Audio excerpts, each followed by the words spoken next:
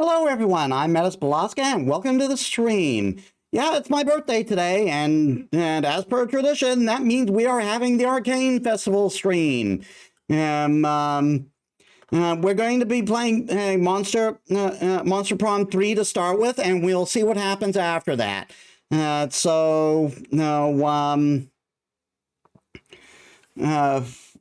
So yeah, with that said, let us get started. I have it open right now just in case anyone wants to join, but I guess I'll play by myself to start with.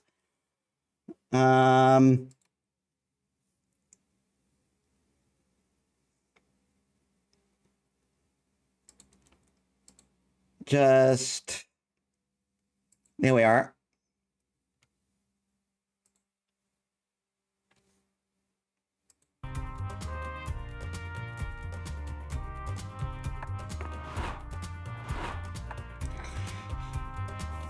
And we also have Monster Prom 4 out. I'm not sure if I'm going to get that anytime soon.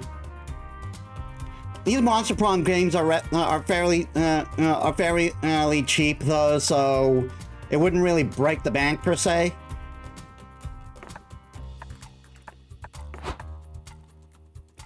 Do you want to hear awesome voice effects, or would you rather make them as you go? Let's go. I guess I'll do one player. True survival co-op experience, and including a player performance ranking at the end. I'll go easy to start. Ah, the road, that mythical beast of asphalt. We once tamed it to what became one of the strangest, most wonderful journeys of our lives. Back then, when we were young and unafraid, summer was coming to an end when Polly and Scott planned a road trip. The whole thing was bound to go off rails. This was the prank masters, after all. Scott Hall, 22, a werewolf athlete who compensated for his rather small brain with a stupidly large heart. And Polly Geist, 23, question mark? A party goat with an insatiable hunger for all the wrong things. Each of them were, by themselves, an agent of chaos. But together they were the perfect combo for hijinks to ensue. Who in their right mind would have agreed to join them on such a trip? Okay, so we got the returning main cast, but we also have DLC playable characters.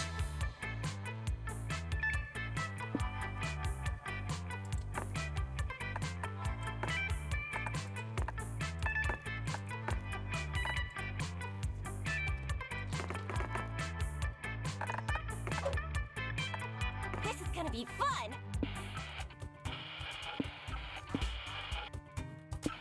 Tune your trip vibes.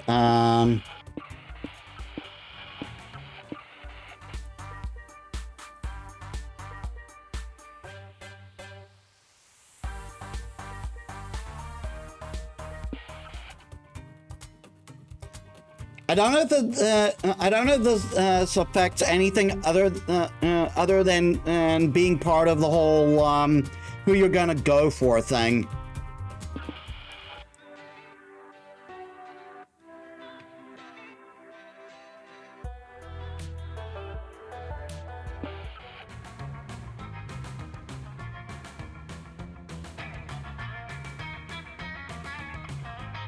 That sounds more like the classic music.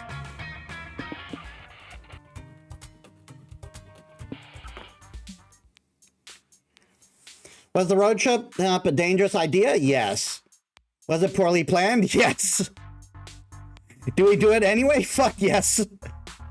For in the end, we were young and unafraid, and we were ready to start. The road awaits.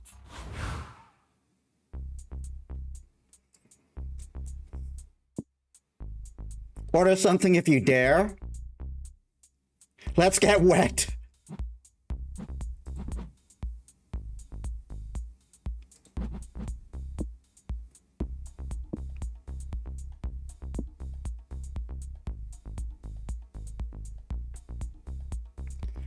Mind hype magic.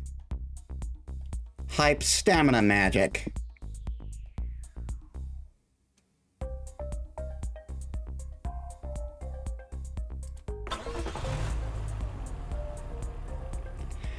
How do you swim again? On a hot sunny day like this, a lake visit is the perfect way to beat the heat. So refreshing. It's also the perfect excuse to see your hot friends in swimsuits. Not that you were fantasizing about this the whole time. No, definitely not. Anyway, what do you do now that you're here? Polly, I have a question. Polly, I've been meaning to ask you, how do you road trip? Hey, Scott. There's no shame in asking, Scott. Let me explain. All of us will share 6 essential resources, and we need to manage them wisely to keep this trip afloat. So we need to be careful. Because choices as we make during the trip can affect these resources. And if one of them depletes completely, we can kiss the road trip goodbye. I get it. So our goal is to avoid running out of resources and keep road tripping forever. No. The goal is to reach one of 6 destinations every road trip leads to. I have this travel guide that explains how to reach that explains how each destination requires us to hoard a different resource. You can check the exact guide whenever you want. Click on the destination tab and press E on the keyboard or LB on the controller.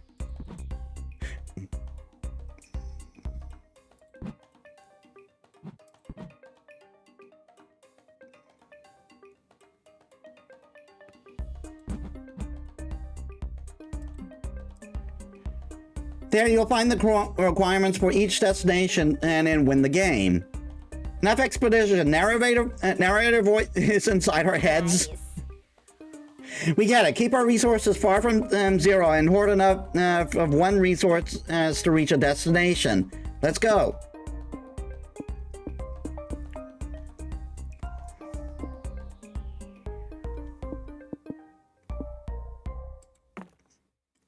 You're having fun building castles when you notice that your sandy abodes have acquired some new tenants.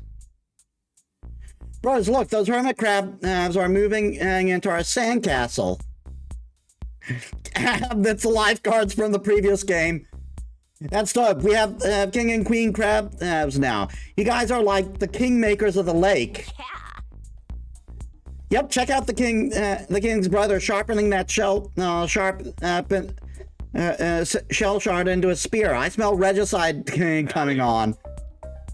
Hi Wanda, hi Stu, what are you doing at the lake? What were you talking about? Fuck, what are we doing here? Aren't you lifeguards? Oh yeah, good catch. That explains these rescue floaties and this whistle and why the swimsuit says lifeguard. How many have dived under these two's watch? And that reminds me, as the lifeguards, we gotta check to make sure your sandcastles don't have any OSHA violations. Yep, then the rules for some reason, and I can tell you, already that these castles aren't up to code at all. For a moment. Bummer, dudes. We'll be back with the paperwork to condemn them. It should take 5 minutes to. No. Hey Pete, welcome to the stream. How was your day? Thanks for the follow. It should take 5 minutes to an hour, depending on if we forget what we're doing on the way. Given these two are definitely high, that's heavily likely. Uh-oh. We need to do something, bros. Ah, goddammit.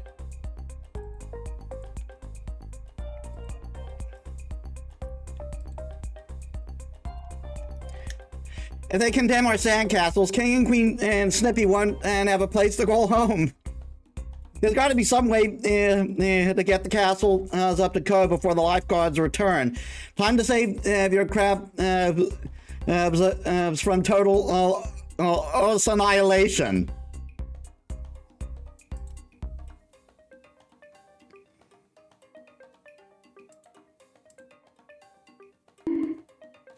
Bad narrator.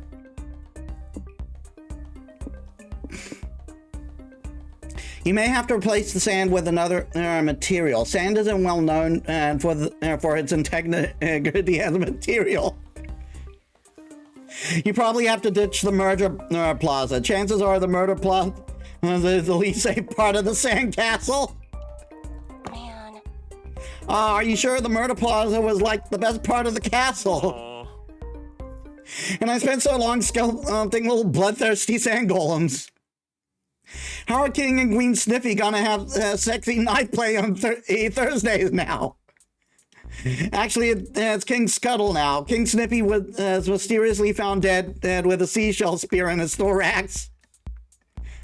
Where was his body found? The murder plaza, obviously. It's thematic. God damn it. You lose too high for getting rid of the awesome murder plaza and all its amazing sand torture devices, but it's for the best. So, dudes, ready for us to hand down our verdict? Stu, check it out. They got rid of the murder plaza. That puts you right in OSHA compliancy, my dudes. We did it. Wow, that was pretty easy. We didn't even have to clean out the mold in the guest house. Yeah, so certifications are stupidly easy to get. As long as you don't have asbestos, murder plaza, or less than 3 windows, you're good to go. Great, you gain +2 mind, and for the relaxing joy of building a sandcastle, sans murder plaza. Here we go. Oh my god. Okay, so the Museum to the Museum of Capital Wonders, or a futuristic gas station.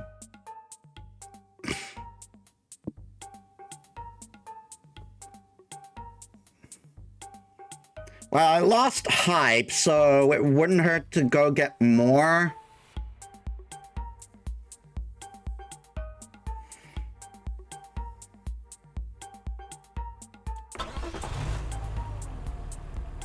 God says it, and we're gonna try them all. Wigs of every color, shape, and style, from the afro to updo, are on display here. To meet you, madam. You never knew there was such a rich history to artificial hair. They're actually trying it on, and he's got one on his ass. There are plenty of things. There are plenty of things to check at the museum. You decide to. Woohoo! Again, let's choose action and make an event happen. Yes, I'm ready for all the randomness these events involve. Actually, Polly, I was checking this travel guide, and it seems they aren't so random after all. Look, these different signs apparently refer to the different types of events. The most common types of events are called exchange events. After making a choice in those, you'll always lose a resource and gain a resource no matter what. The trick is making the right choice, since that'll decide which resources are gained and lost. But there's a resource sign next to the event sign, and that. But if there's a resource next to the event sign, that's called a known source. It means that resource is guaranteed to be affected no matter what our source is. If the sign is positive, then the resource is guaranteed to be gained. If it's negative, then you'll know you'll lose it. Like, for example, if you see an action with this sign, we know we'll lose money here. Our choice will only determine which resource resource we gain. That's not so bad. If we know losing or gaining a resource is unavoidable, we could be strategic about it. This all sounds very useful, but also too much. But also like too much pressure for fan favorite Polly to keep track of. Metis, can you leave these? Can we leave these decisions to you? Thanks.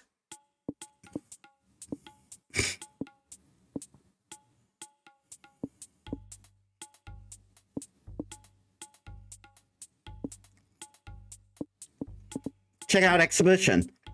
You, Polly, and Scott enjoy wandering around the magical wigs for the fabulous expedition for all of 4 minutes. Time. Okay, I'm tired of staring at these wigs. Let's try some on. Please do not try on the wigs, ma'am, says as an employee, or I'll be forced to call security. If we can't try them on, can we at least eat them? I'm hungry, and the big powdered wigs look like cotton candy. If you eat the wigs, I'll definitely need to call security. What about this wig here? The sign said it has arcane and powers incomprehensible to any mortal. I'm not mortal anymore. Let me comprehend them. The employee sighs and clicks a button in his pocket, and you all are forcibly carried to the next room by security guards. This sucks. Metis, how the hell are we supposed to have fun here if we can't touch stuff, eat stuff, or fuck around with forbidden magic? Great question. We don't know much about having fun at a museum. You don't know much about having fun at a museum yourself, but you know a lot about bothering people who want to be left alone. You look around the expedition and decide to pester for your and decide who to pester for your entertainment. Here's you, fellow who seems to really be into wigs. This dandy swad gentleman who looks quite heisty. Eat the rich. Said gentleman moves closer to you. Casually, he's dropping and fiddling with his attaché case. I look heisty? I don't know what you're talking about. Oh, okay, guess we must judge you. Sorry about... Okay, you caught me. I'm here to do a heist and steal the magic wigs in the exhibition. Now that you know, do you want to join my heist cruise? Sure. The gentleman takes you outside to a black van parked out in front. He opens the back doors to reveal a bunch of people inside. This big fella here is Tony Macaroni. He's our muscle. He's bald, as you can see, and he really wants a nice expensive wig to cover it up. There's Miss A. Peer. Now, the master of disguise is... she can turn into anyone. Her only weakness is not having enough wigs until today. And that's codename Hard Drive. They're our hacker. Also our getaway driver. They're a small team of wig height enthusiasts. We're a small team of wig height enthusiasts. So we wear multiple hats. But soon we will wear multiple wigs, and the magical wigs we steal today will be the crown jewels of our collection. I was hoping to scam an out of money, to be honest. Once we've harnessed this power, we'll be able to steal all the wigs we want. Solid team, bro. What's the story behind your wig obsession anyway? It's all part of my mysterious past. Wig-wearing femme fatales fill my backstory, but that won't be fully explored until this heist sequel. Anyway, as for you two, your codenames are Big Puppy and High Spirits, and you all played a vital role in being the distraction. Lit, I'm really good at being distracting, and I have pom-poms and confetti grenades in Scott's pockets whenever you're ready to go. No, your job is already over. You see, I needed you to help me distract the audience while the real heist leader finished grabbing the goods. The swab gentleman takes off his hyper-realistic silicone mask to reveal Miss Appear. Gasp! The real leader jumps in the back of the van with a bag full of magical wigs. We couldn't have done this without you. Here's your cut of the spoils and a burner phone. We'll be in touch. Hard drive, we're ready to go. Hard drive speeds off as the leader shouts arrivederci from the van. Did it? Yeah, we did it. I mean, we didn't really do anything, but we somehow did it anyway, which is the best way to do stuff. You lose -2 soul for committing a crime, but gain +2 magic from the magic wigs. Duh. A new day, a new adventure.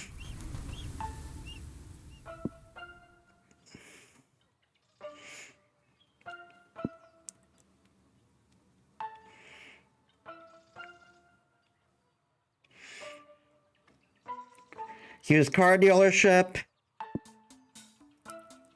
The Dynast. Do you have a reservation? Fuck it. I'm bored. I want something to happen now. Well, why has the car stopped? Well, I'm getting dizzy watching our resources go up and down. Yeah, man, and it's even possible...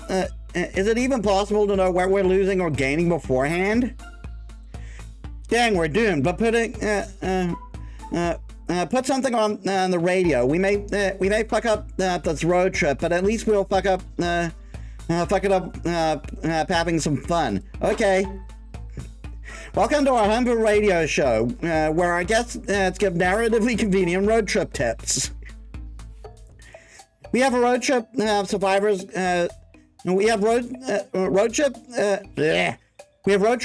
survivors as Cormac Guest Thompson and Hunter McCarthy. Guys, can you share with our audience? Is that a reference to something? Manage your resources. Let me start by saying that the number one cause of road trip related deaths is not properly understanding how to manage resources. Yes, the dreaded six. The most experienced road trippers think they behave in arbitrary ways, but that's simply not true. When you're making choices on the road, you can look for little cues to infer what resources you'll be losing or gaining. Money makes the world go round. Money may be the easiest one. Are you buying or renting something? Money down. Hiring someone? Money down. Doing a job or selling something? Money up. But beware, sometimes the solution doesn't obviously involve buying something, but it involves using expensive stuff you may need to rent or buy. And what about magic? The mysterious substance that fuels our cars. Magic is tricky because sometimes you'll need to use it for spells, summonings, and curses. But that will mean lowering your magic and risking an empty fuel tank. And getting magic up can be quite hard. You can find a gas station, or you may need to resort to performing sacrifices or colluding with strange, powerful entities. Classic road trip stuff. Our time is up, fellas. Let's discuss the other resources in future episodes. So everyone's favorite radio show, Convenient Exposition. Applause.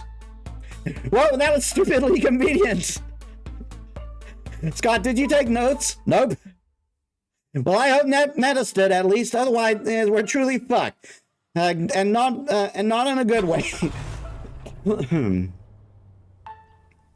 The Dynast is a classy locale for the road tripper with discerning taste. I wouldn't like to snub anyone. Sadly, it looks like anyone and their mother is a road tripper with everyone in the road and their mother is a road tripper with discerning taste. This place is packed. The only way you're gonna get seated anytime soon is if you sit with someone else. This is a great opportunity to smash conventional manners and make new friends. Who do you sit with? The couple who looks like they need couples therapy from you, maybe. The table who clearly doesn't. The table who clearly doesn't want to be bothered. The poor soul waiting for their blind date. I feel like if I do that, I'm going to be a third wheel.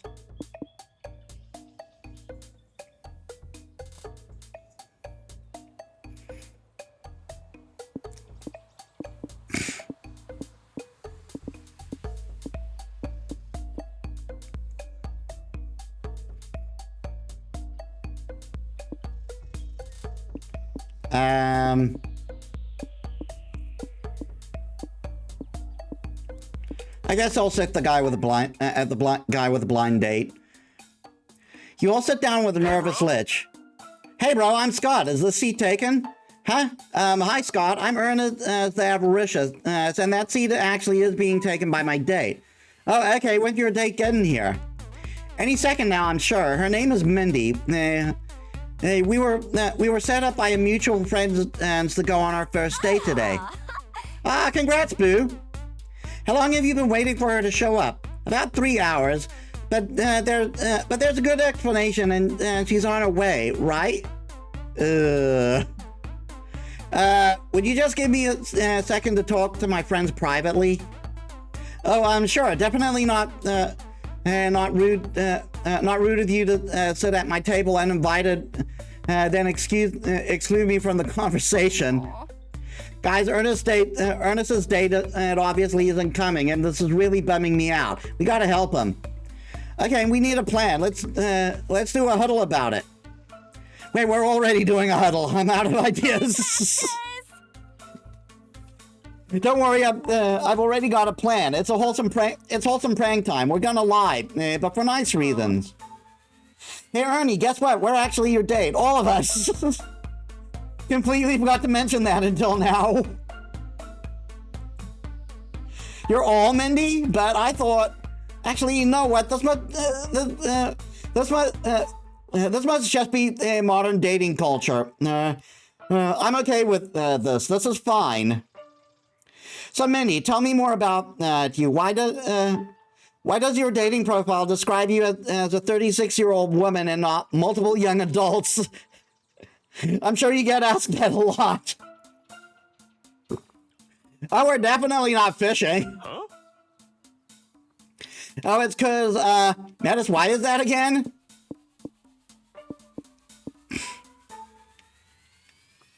Because we're actually all one being. Well, I guess that makes sense. And you did say some strange things when we were chatting online. Like, I can't wait for you to meet the real me, all of me.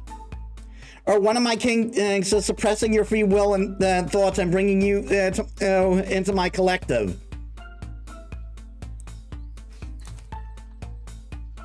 Okay, I take it back. Polly may be onto something here. Kinky. I mean, I kind of get it. So, Mindy, what if our relationship gets more serious? Will I be expected to join the hive mind? You do you, Boo. Just because you gave up on any semblance of our...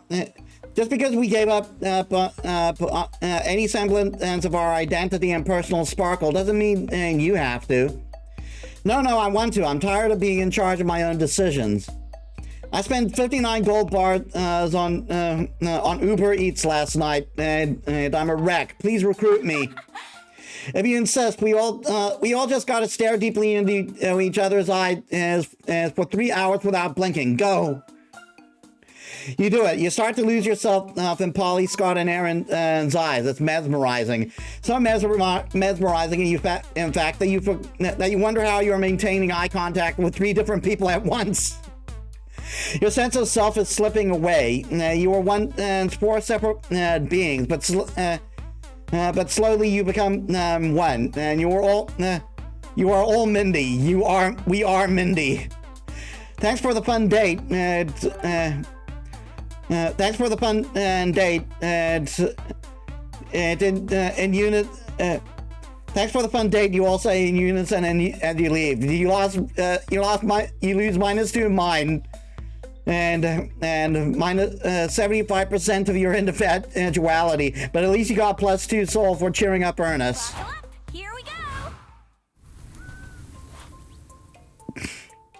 Okay, so biker bar.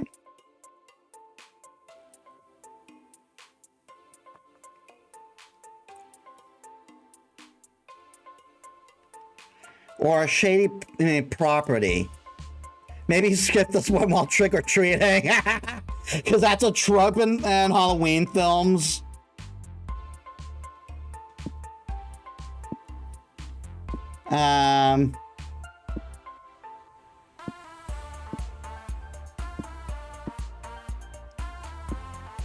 Shady property. You kidding me? 69 bottles of beer in the wall, and I'm gonna drink them all. This place seems like exactly like the sort of place you shouldn't visit. Which naturally is exactly why you have to visit it. Horror movie logic for the win. The big question now is how you like to enter the premises. What's it gonna be?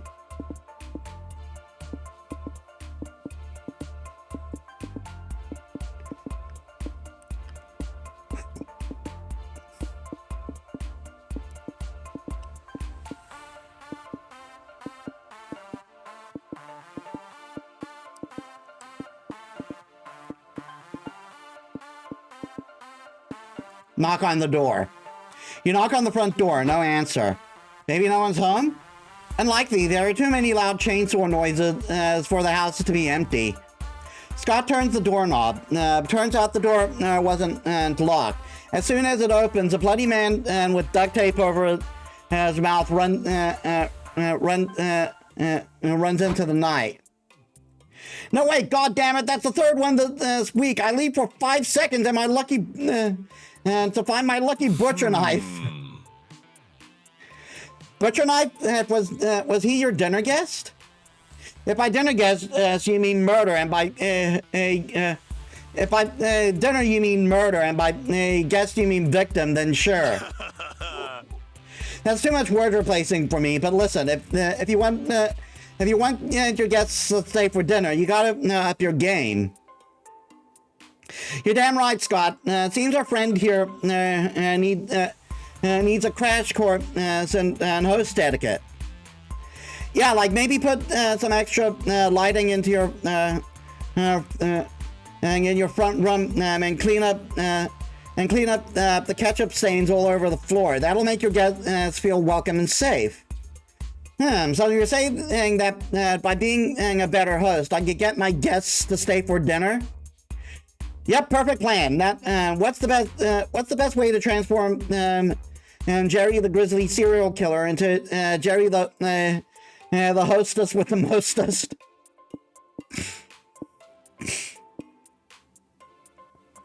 A good host always treats their guests. Teach Jerry how to cook a dessert to die for.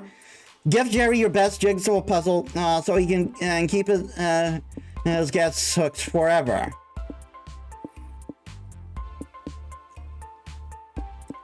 Teach him to cook. A cooking lesson sounds great. All I have is handy almost ketchup, maybe pork, cumin.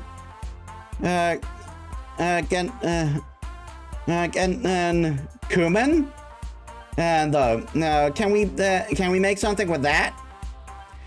Pass. You give Jerry some of your road trip food, which costs you 2 stamina, but all in the name of passing on the magic of cooking. A few nights later, screams are once again emanating from Jerry's house. A terrified couple run from room to room, covered in blood, trying to escape. Good, I think we lost him, cries the woman. How did I let you talk me into a dinner party hosted by a serial killer? Alleged serial killer. We need to socialize more with the neighbors, honey. You said so yourself. He could find us at any moment. We need to get back to the car. My head wound is really starting to sting. Come out, wherever you are. You don't want to miss dessert. Hey, that's right, the man says. Back before he murdered Carl, Jerry mentioned making some sort of berry vanilla cheesecake parfait for dessert. I want to try it. You know what? This guy deserves to die.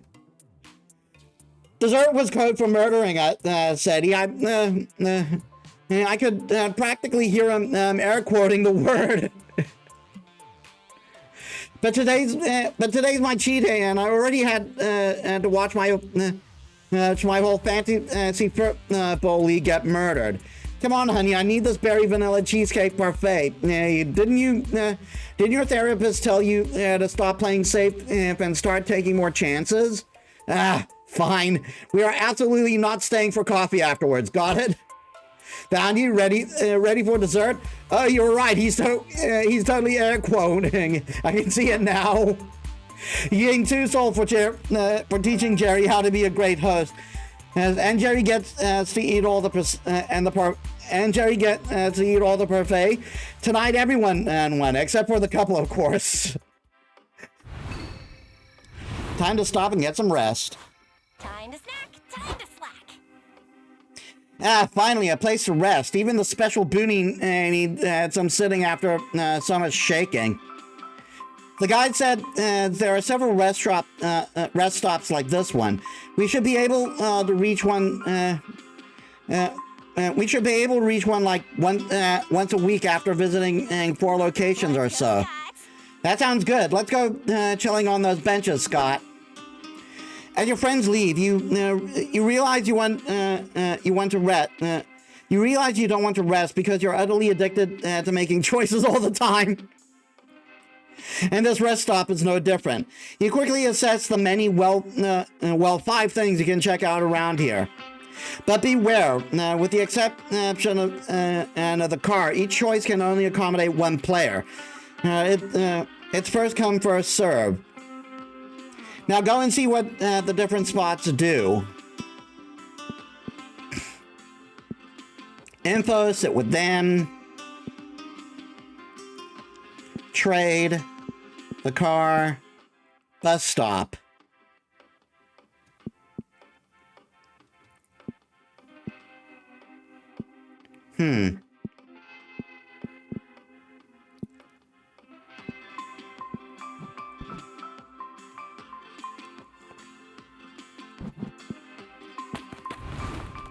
Later that night.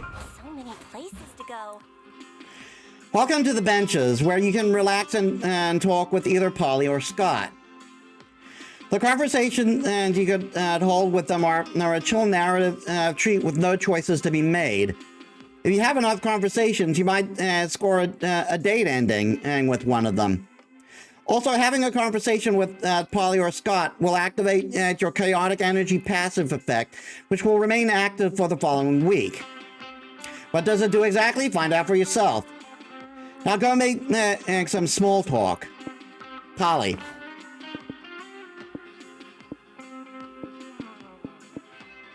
Her search for an apartment. Yeah, I've been looking for an apartment with Scott. Damien might join us. Damien might join us. Who knows? But for now, it's just me and the good boy. But now, looking for an apartment has been a trip, even weirder than this one. Really, we're setting a high bar, so it must be really weird then. Absolutely. The prices, the conditions, the people. Okay, listen to this. There was this one apartment where the owner required us to join in his reggae band and to rent from him. And another one who strictly forbade us from consuming ketchup while renting. Ketchup, but why? It was a matter of principle, she said. Still no idea what the fuck that meant. There was also one without a bathroom that offered to sell us a ship bucket separately. Yeah, that was a scam. Ship bucket? Yeah, and still better than a basement we found that was being rented out. Let me tell you, that basement was either used for sexual reasons, criminal reasons, or both. Yikes. Damn, girl, this is truly a whole parade of yikes after yikes. Well, I need to share. I needed to share that. Good old venting. Long story short, finding a good apartment for to rent is taking some time. But hey, it makes the journey more entertaining, and I'm sure we will find the right place eventually. Yeah, you got this. chaotic energy. Wherever the prank masters go, hijinks ensue. Can you handle the consequences of their mess?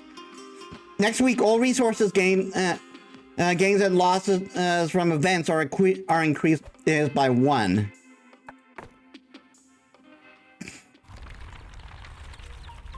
Week 2. Sweet!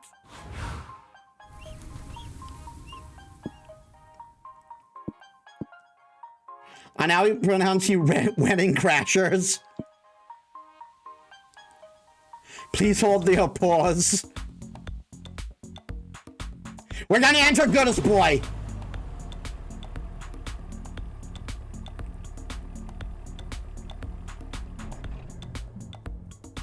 You're surrounded by pets of the highest pedigree. You're here to prove that they're the best of the domesticated animal kingdom. But you've got a pretty impressive good boy on your own who's ready to compete. Scott could win the thing easy peasy. It might be his first and only chance to actually outsmart the competition. The only question that remains is what category you want to enter him in. Huh? Hey, wait a sec. That event type sign and looks new. Yeah, according to the travel guide, that sign means this is a quantities event. We work a lot like they work a lot like exchange events. We always lose and gain equal amounts of resources, and have to guess which resources are tied to each option. The main difference is the amount of resources that are affected by each option differ. We can be affected by a bit, some, or a fucking lot. Scott, you never swear. That's how the travel guide phrased it. Then, so what the Spellmouth travel guide basically says is that we can choose to play it safe or go bonkers. You already know what Mama would choose, Metis. But this one is up to you, Boo. Go for it.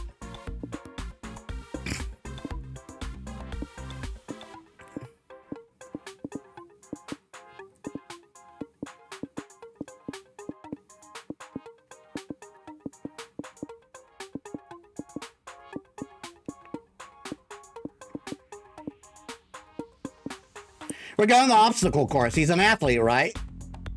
You enter Scott into a pet contest, and he's very excited about it.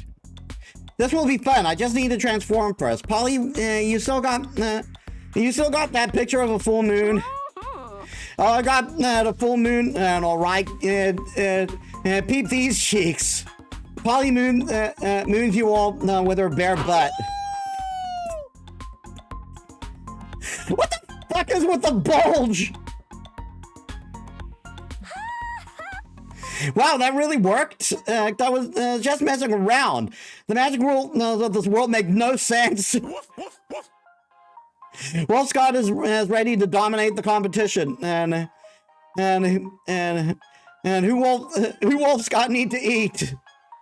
I don't think eating the other competitors is part of the deal, buddy. According to these flyers, there are actually several different obstacle courses we can choose to compete in. These obstacle courses will engage your pet's muscles and agility. Will Scott have muscles? Along with wits, grit, charisma, bureaucratic expertise, and ironclad moral code, and full of understanding of life and death. Are those other muscles?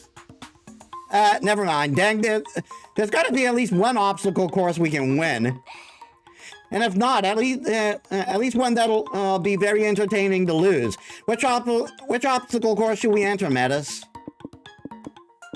Oh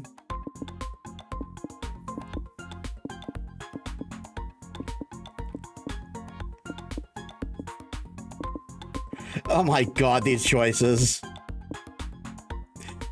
You'll be thrown into impossible moral conundrums. Overcome social obstacles to be accepted in high society. for jumping through several bureaucratic hoops.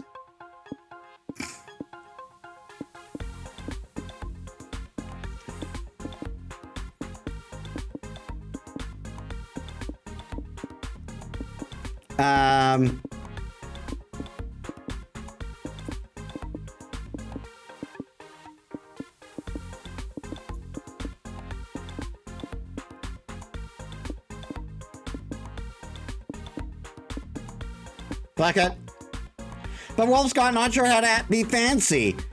It's easy. We'll start by making you look expensive. Rich people judge you based on what you have rather than who you are anyway. You spend -3 money to buy Wolf Scott some fancy clothes. It's some undies identical to the ones he had, but made out of something way fancier, like velvet. You and Polly spend hours teaching Wolf Scott fancy phrases and commands. By the time the competition starts, this mangy mud has gone pure purebred pedigree. Hey, it's her. Oh, hey, it's you guys. You got Scott to compete in the upper society course, huh? Good luck defeating my pest. His name is Astaroth, and he's the fanciest little creature in all of hell. Astaroth is horribly huge. It smells like burning sulfur and looks like something you shouldn't feed after midnight. So he's a gremlin, but he's got a fancy hat, so that basically cancels it out. He's cute, but we trained Scott hardcore for this. Show him, buddy. Shake. Salutations, Astaroth. Me, Wolf Scott. Me shake paws now, with pinkies out. Nice. Good boy. Now catch this tennis ball and tell us how it tastes using fancy words. Tennis ball good. It tastes very yellow. The judges praise Wolf Scott. Yellow is not a flavor, but a color, which means this pet is using poetic language. Very fancy. Wolf Scott smokes the competition and proved that you really can teach an old werewolf new tricks. Nice. You gain +3 hype.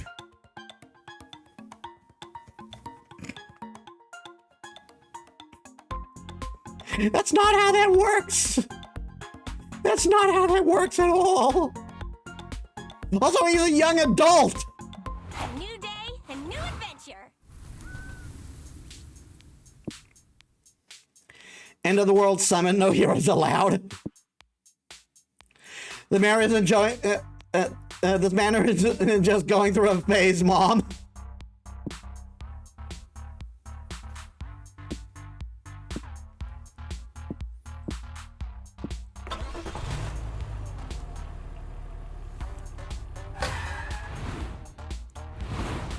I got it. Look at what time it is. Oh, fuck yeah, put the radio on, Metis. Welcome back to Convenient Exposition, the radio show where our guests give narratively convenient road trip tips. Mr. Thompson McCarthy, what can you tell us about the mysterious resource known as stamina? Yum. Stamina, the fuel for our bodies. Yum. Time. Getting stamina up is simple. Eat stuff. Stay hydrated. Get some rest. This is important since arduous activities such as exercising or having intercourse will eat up your stamina. Oh my god. Throwing your food away or using it in ways that don't involve eating it will also lower your stamina. Mention it, Cormac. Cormac, something you said about stamina reminded me of mine. It takes an experienced road tripper to differentiate how resting raises your stamina, but relaxing raises your mind. You're right, Hunter. You're spot on, Hunter. A strong, relaxed mind can save you from succumbing to road madness and what to do this day. And what to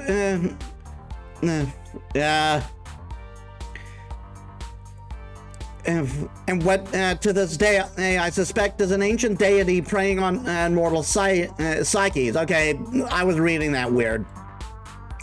Relaxing and finding enlightenment will keep your mind up, and also will strengthen your brain and by learning your new things.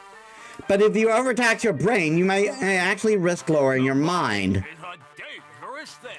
Anything that strains your brain can result in mind loss, from trying to comprehend the incomprehensible to getting in anxiety-inducing situations.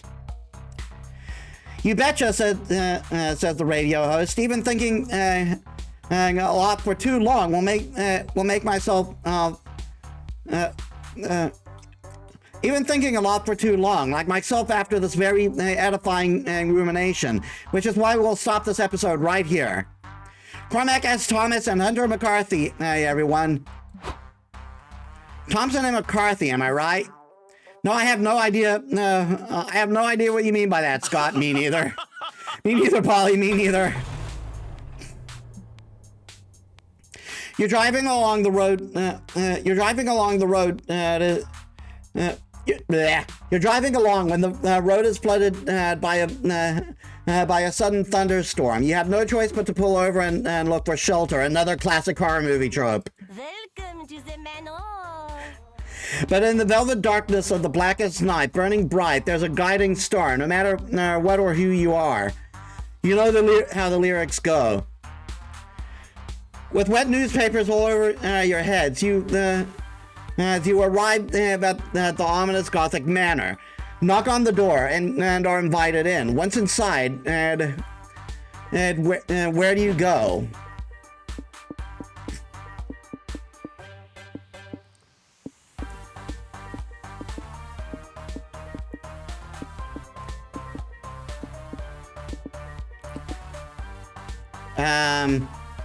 Exquisite banquets. You and your friends follow the sounds of chatter to the large banquet hall filled with all sorts of vintage monsters. There's ghosts in chains, drooling werewolves, ghouls with mottled green skin and rotting teeth. Gang, I'm not gonna lie, these are the least fuckable monsters I've ever seen. You said it, bro. Why don't we look like that? I'm gonna blame you on adult fiction.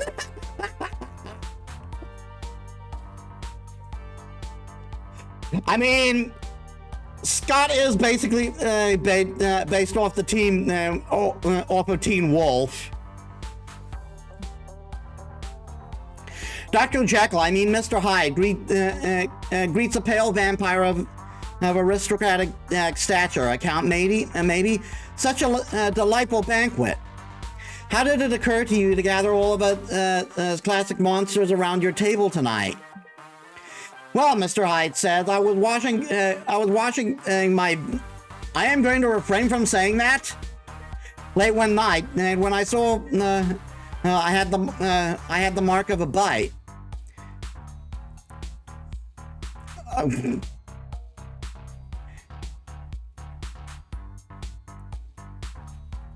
And my it shall not be named got hard and began to rise. I take a look in good at full size. It was a rash. A phantom joins in, rattling their chains like a tambourine, and it was some sex rash. Oh, I think I get it. Mr. Hyde got some weird rash on his dick and invited all his sex partners over to inform them in case it's an STD. Wow, it's very nice of him to be responsible for his sexual partner, as while also making dinner for them to ease the bad news. Totes, and I guess I was wrong about calling them unfuckable. These ugly ass monsters fuck. They do. They've also taken all the seats at the dinner table, leaving you two with only 2 free seats to choose from. Who are you sitting next to? Dr. Frankenstein, a man of science, he's surely edifying to talk to. If you can ignore him And reminding everyone, the monster's actual name is Frankenstein's monster every 5 minutes. That very gothic phantom who may need to endure their desolate. You may need to endure their desolate wailing, but their spectral nature may mean you get double serving of dessert. Frankenstein, I'm related to him. Ah, hello there. So nice of you to sit with me. No one ever does. Red flag? No, don't worry. It's simply because the other monsters are all stupid assholes who can't fathom my incredible IQ. Say, that brings up a great question. And who is your favorite classical monster? I guess you want us to say Frankenstein? Ah, you flatterer, but alas, my boy, I must correct you. Its true name is Frankenstein's monster. Well, since we're talking about it, why Frankenstein's monster? Wouldn't it make more sense to call it Frankenstein's construct, or even Frankenstein's flesh golem? Heavens no, it's Frankenstein's monster, because it's a monster that was made by Dr. Frankenstein.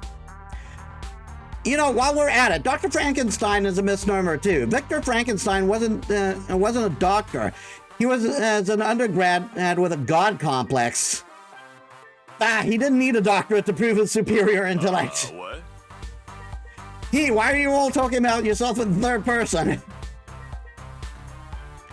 Well, because truth be told, I'm not the Victor Frankenstein. I'm actually one of his more recent descendants. Seriously? How long were you going to pretend to be Victor, Clout Chaser?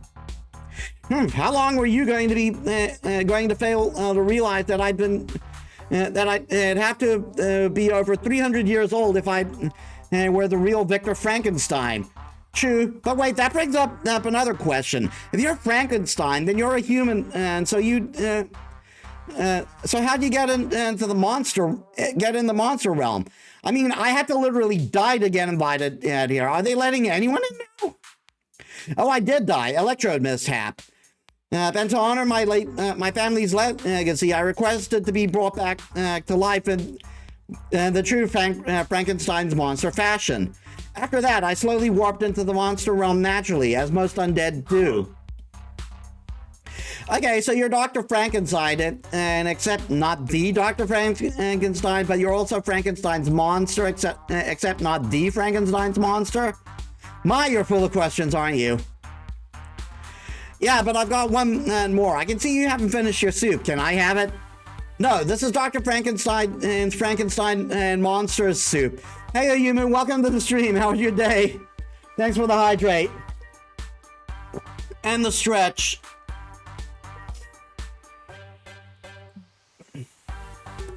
Geez, this guy sucks. You lose -3 hype talking to him. Now, you do gain +3 mind from your edifying chat, though, and by learning never to sit next to Dr. Frankenstein at the dinner table. Here we go.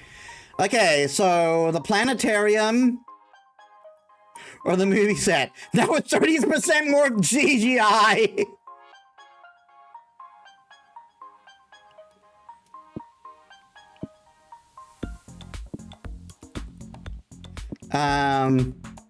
It's out of this world.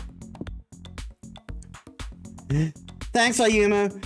If you want to join in on the game on the next round we do, feel free to join the Discord chat if you're able. Let's go to the movie set.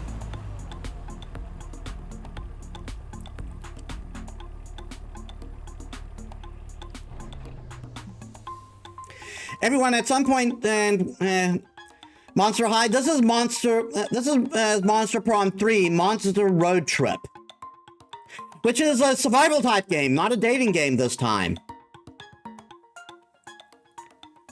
Everyone, at some point, wondered what it's like to be a movie star. And action. You still don't know what it's like. You're just a humble road tripper trespassing on a movie set. But this might be the closest you'll ever get to Hollywood, so you can make the most of it now.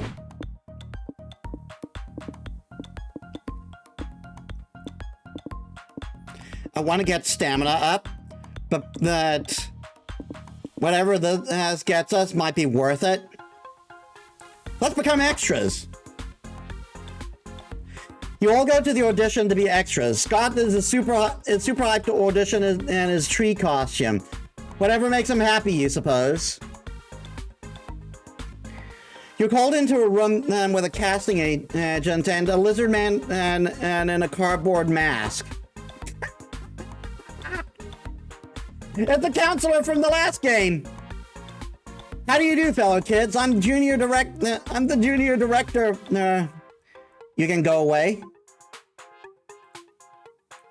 How do you do, fellow kids? Just doing the whatchamacallit thing. I'm the junior director of hiding in plain sight. It's important that all extras are able to camouflage with the crowd. Hi, Counselor Flood. You brought your costume from home too. Awesome. How do you know it was me?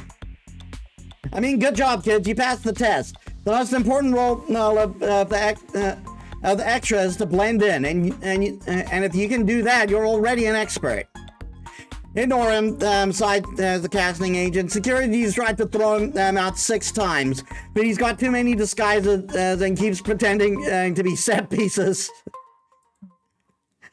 Anyway, why are you auditioning as a tree? You know, this movie is set on Saturn, right? There are no trees, and even if it were there, we could just use. Even if there were, we could just CGI them in. Yeah, but I play a really good tree. Watch me act like I'm turning sunlight into food.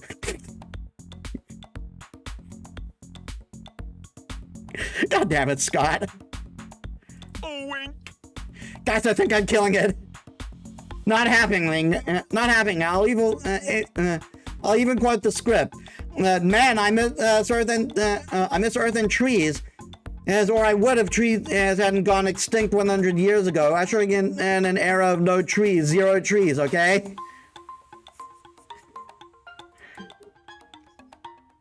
Just then, the director walks in and gasps. Who is this beautiful tree man? You are my new muse. We will rewrite the entire script around this new pro-tree protagonist. The casting director's forehead hits the table. This is going well. We can already tell this movie is going to be garbage. Now it's time for you to audition. What part are you going for?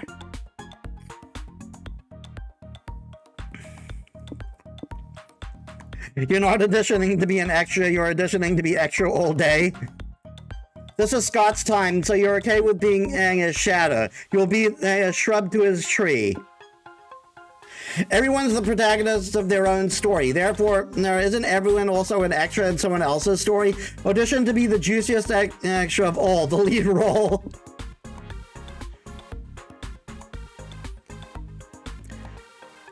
That sounds great. You do that for me? Thanks, Metis. That's really nice of you. Yeah, it's nice. Kind of boring, though. I was hoping we could at least be backup dancers. You guys have no idea what this movie is even about, do you? Sighs the casting agent. Well, to be fair, neither do we, says the director. It's settled. I'll cast you as the shrubbery sidekick to my shining tree star. Let's get filming.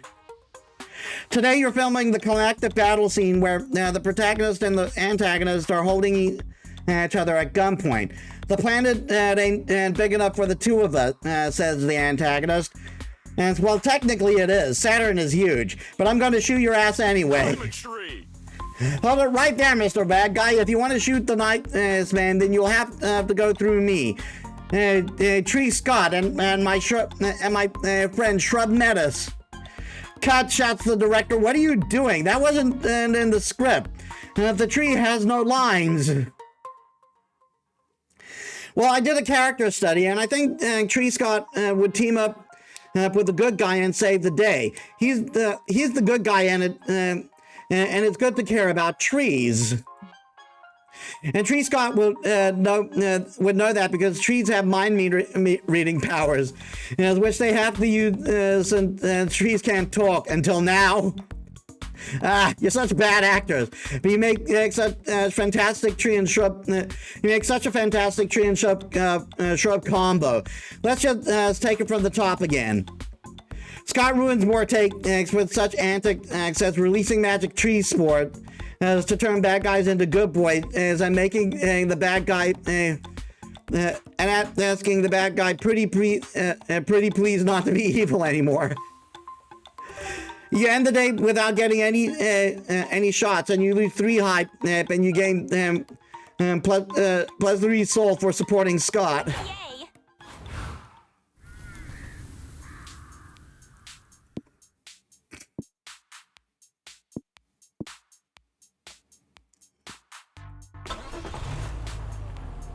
Let's hope nothing weird happens.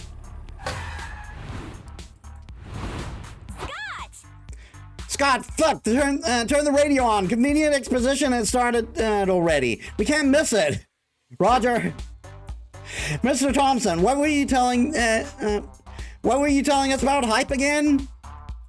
Yes, let us repeat. Anything that makes you rejoice to your core will get your hype up. That includes laughing out loud, doing thrill-seeking stuff, and going to town, if you know what I mean. Wink. I like keeping my hype strong and rigorous. That's why I avoid all the stuff that will lower my hype. Like doing boring stuff, mingling with dull or annoying people, or choosing mundane solutions over epic ones. Amen. Speaking of boring stuff, you know what else is boring? Being a good person. But sometimes you need to be if you want to keep your soul up. Yeah, why do we need to have souls anyway? Beats me. At least soul is quite easy to manage. Just doing good deeds, soul up. Being your work self, soul down. So remember, kid, don't underestimate the power of helping strangers while you're on the road. You got to keep your soul healthy and clean. Amazing, simply amazing. Your trips have been extremely helpful. And incredibly your tips have been extremely helpful and incredibly expositive. You provided a great tutorial for anyone who aims to have a successful road trip. Cormac X Thompson and Hunter McCarthy, everyone. Whoa, Polly, I think I've grown as a person. Yeah, Cormac X Thompson and Hunter McCarthy are part of a family. Are part of the family from now on. A toast to convenient exposition. Hooray!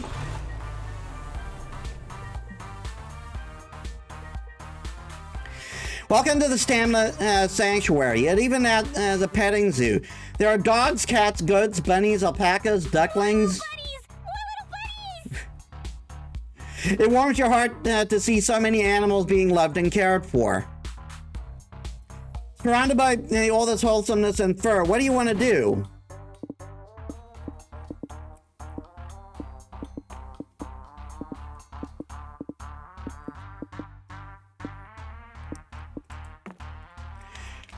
You're checking the place out, booping the suits and all sorts of cute critters, with all sorts of cute critters when you run into a familiar face.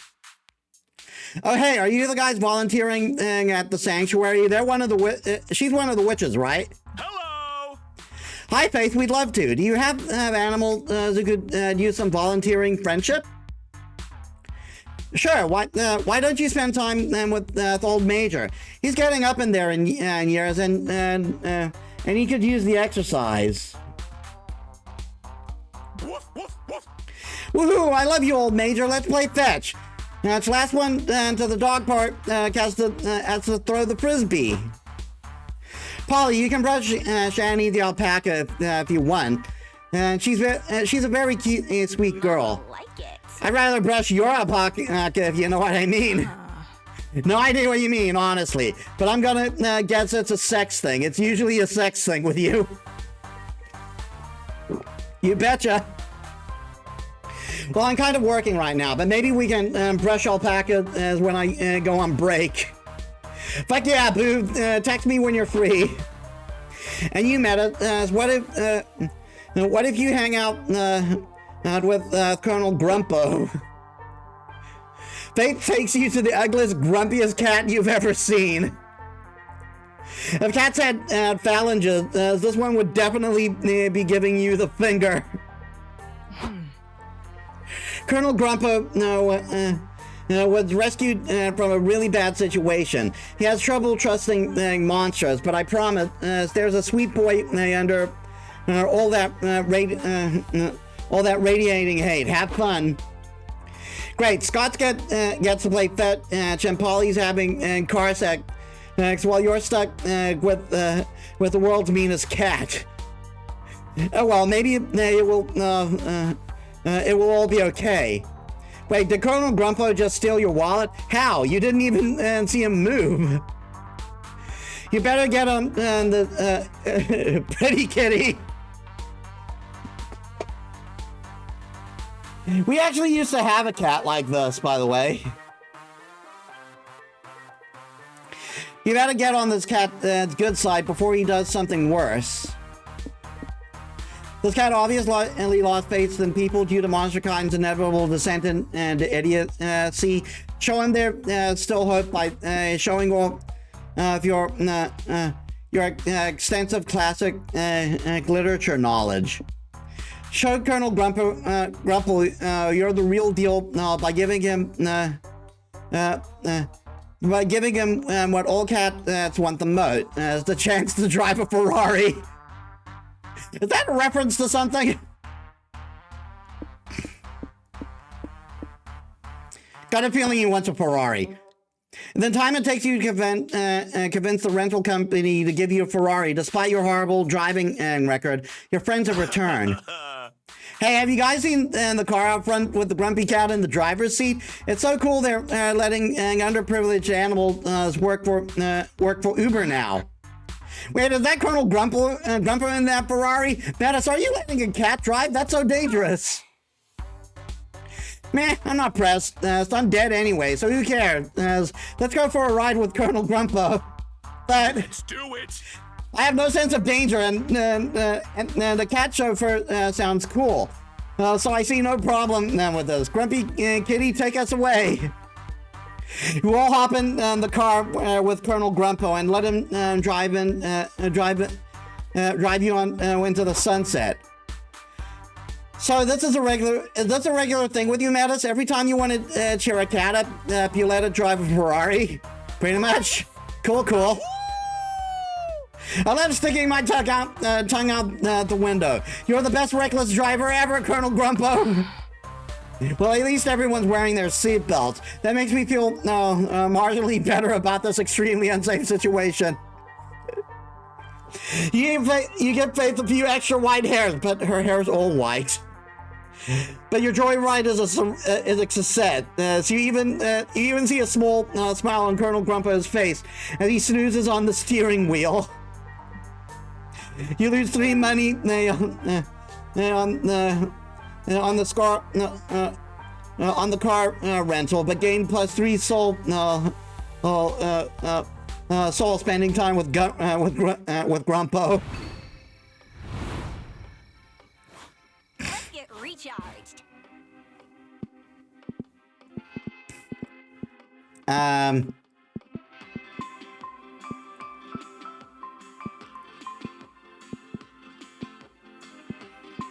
I'm gonna talk again.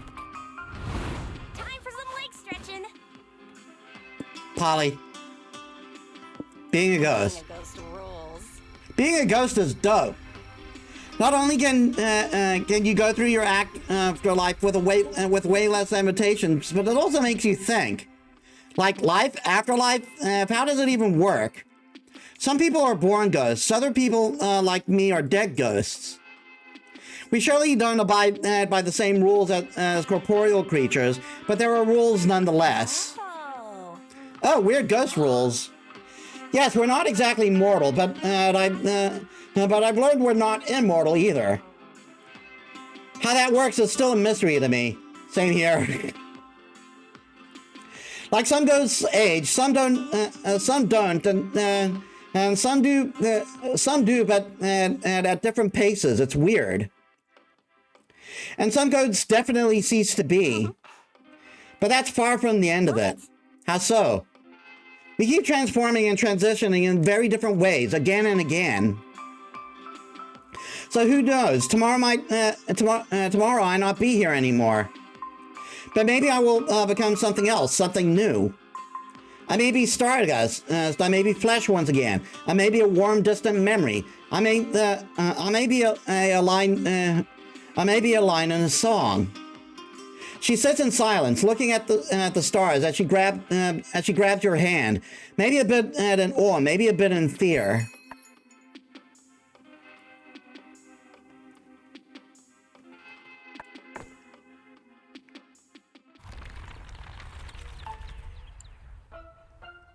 My turn on the driver's seat. Okay, so. Well, at least it won't be hard to find a parking spot, abandoned village.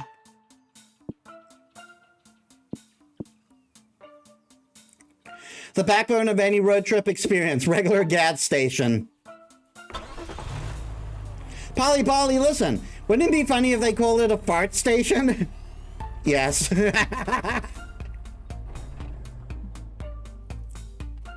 Gas stations are overpriced, full of pollutants, and their dirty bathrooms seem to invent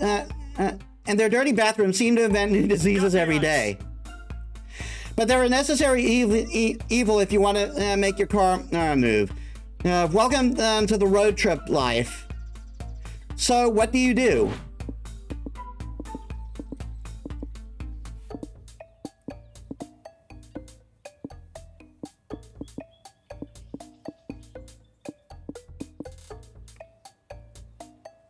Restroom. You're sitting in your stall, getting all your farts out when there's a knock coming from the stall to your left. Hey, I hate to bother you, but I need some toilet paper. I wouldn't normally do this, but it's a funny story. It's a funny story that you ran out of toilet paper. Hey, good guess. So can I have some? You give her a wad of toilet paper and she leaves you alone for about 30 seconds. Hey, buddy, it's a funny story. I went to light a cigarette and dropped my lighter in the toilet. Can you bum a light? You pass her a lighter and hope that'll be the end of it. It isn't. Hey there, old buddy, old pal. No, still there? Must be a big shit. So can I borrow an umbrella? It's a funny story. I think it's gonna rain later today, but I left my umbrella at home. Oh, hey, do you think you could help me solve my crossword puzzle? Funny story, I've been a crossword champ since I was 12. It's kind of my thing. My strategy is doing them in public restrooms and asking whoever is in the stall next to me to help with the solutions. Genius, right? Isn't this how your stories start? Is it? Anyway, I need an 11-letter word for navel. Any ideas, buddy? He gets belly button, and you also ask if he's got any other favorite or funny stories for you before getting back to doing your business. Oh, I'm glad you asked. See, it's a funny story. I've been keeping a list on the back of my crossword just in case I need anything else. A hand passes you a crossword over the stall with a list of things on its back. Which of these will you give to the stranger? A very fancy hat, feedback on her 300-page toilet theme and screenplay, a free piggyback ride.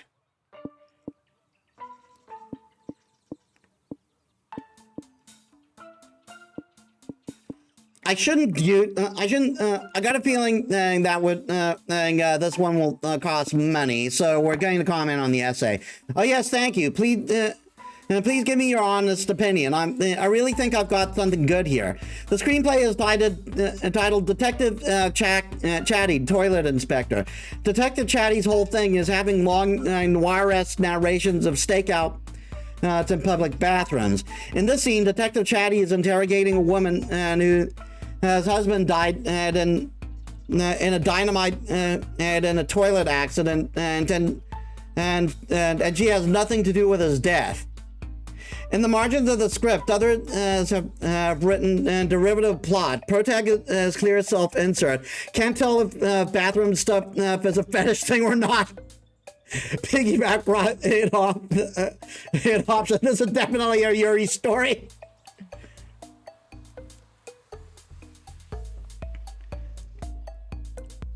Do there need to be any potty piranhas? What do they add to the scene? Actually, why the fuck am I line editing a screenplay in a public bathroom right now? You leave your margin notes, then pass the screenplay back. I disagree with your note on the leading lady could be replaced with the sexy toilet, and there'd be no difference. But still, thanks for helping. You gained 3 soul for helping. Oh, it was help. It was hype hour. I was lower on. I was low on 2.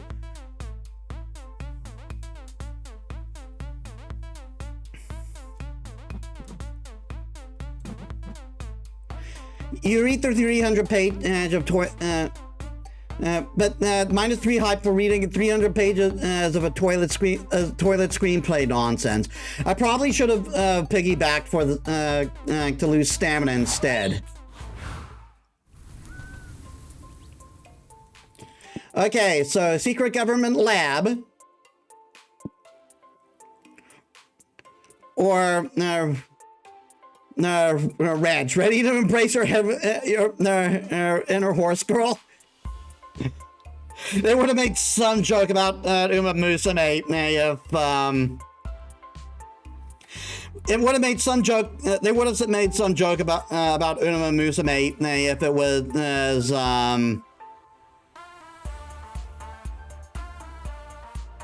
if this came out around the time that was released. We go into the government lab. Why not? Why do monsters run cars on magic? A wizard did it. Ah. Are you a government conspiracy theorist? Well, you're about to be. Science! Welcome to the secret government laboratory, where all your favorite politicians order their scientists to play God. There are grisly experiments, mutated creatures, and crimes against monstrosity galore. What catches your interest?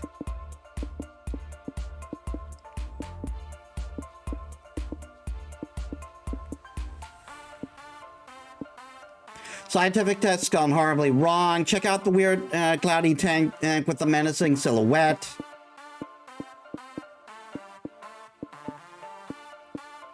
Weird forbidden experiments. That's gonna lose hype, and I rather would not lose hype.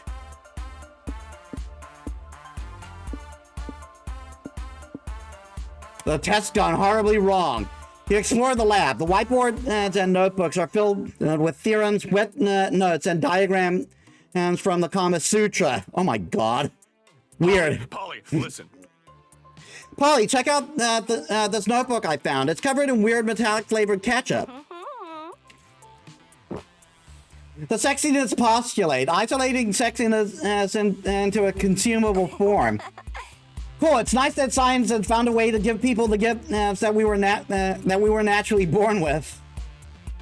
Then what? After this experimentation, subject deemed scientifically unfuckable. Dr. Cox, is that a reference to Jesse Cox? Began administering daily injections of sexium carbonate. Sexium carbonate dosage increased. Subject is objectively more fuckable. Dr. Cox salivates uncontrollably in its presence. Oh my god. Day 7, breakthrough. Sexium carbonate molecule bonds and sodium chloride. Oh my god. The theorem is much stronger now. With a new serum, subject excels at sexiness experiments.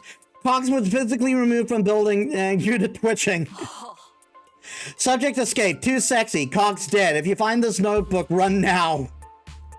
Before you decide whether to heed that blatantly explosive advice, you hear something growl from around the corner. It's terrifyingly arousing.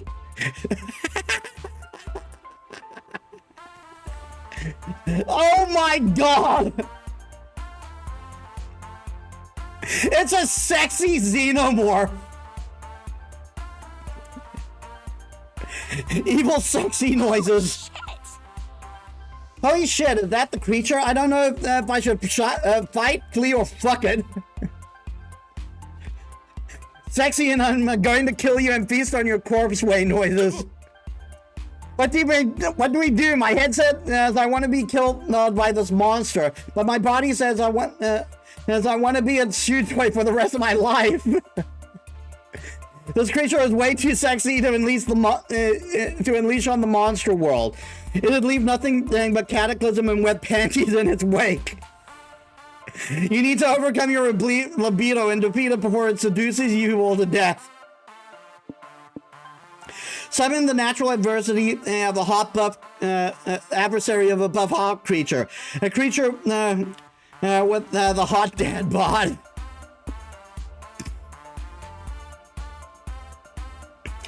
Challenge beauty standards and defend the sexiness of intelligence with the 4-hour-long dissertation on Scandinavian films. Dad bod. You brew a potion of light beer, steak sauce, and magic. You summon the ultimate dad bod predator. Hi, sport! It's fucking Predator! It's fucking Dad Bod Predator! I just created Alien vs. Predator! Hi, sport! Infatuated noises. Wow, they're both so different, but it's still so sexy. It's almost like sexiness can't be boiled down to one specific body type. Right on, Scott. Sexy comes in all shapes and sizes. Abs are hot, and dad bods are also hot. It's also sexy that the predator Avi doesn't care about keeping a chiseled bod. Self-confidence is always a turn on. Yeah, and look at how much the abs creature there is into the dad bod predator. We saved him from his own murderous urges. Dang, I think we just learned a valuable lesson about debunking beauty standards and the importance of die, sport. The moral of the story is interrupted by the dad bod predator viciously stabbing the ab monster to death. Oh well, I guess that works too. Fuck it, we're counting this as a win. You gain +3 soul for saving the world from the creature's diabolical abs. Turn on the driver's seat.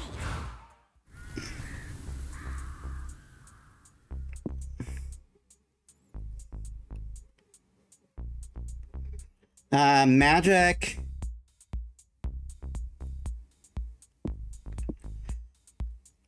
I foresee this location in your future. Low budget reptile show. You wouldn't be so cold-blooded. You wouldn't be so cold-blooded.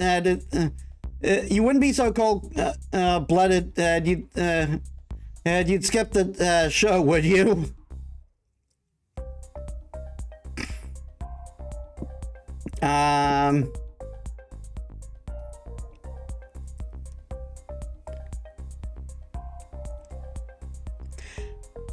You have more soul than a cursed shrine. Yeah, I just kind of leaned into that. Let's get some money. Do you think physics can really talk to the psychic can really talk to the dead? It's not that hard. You're doing it right now. Yep.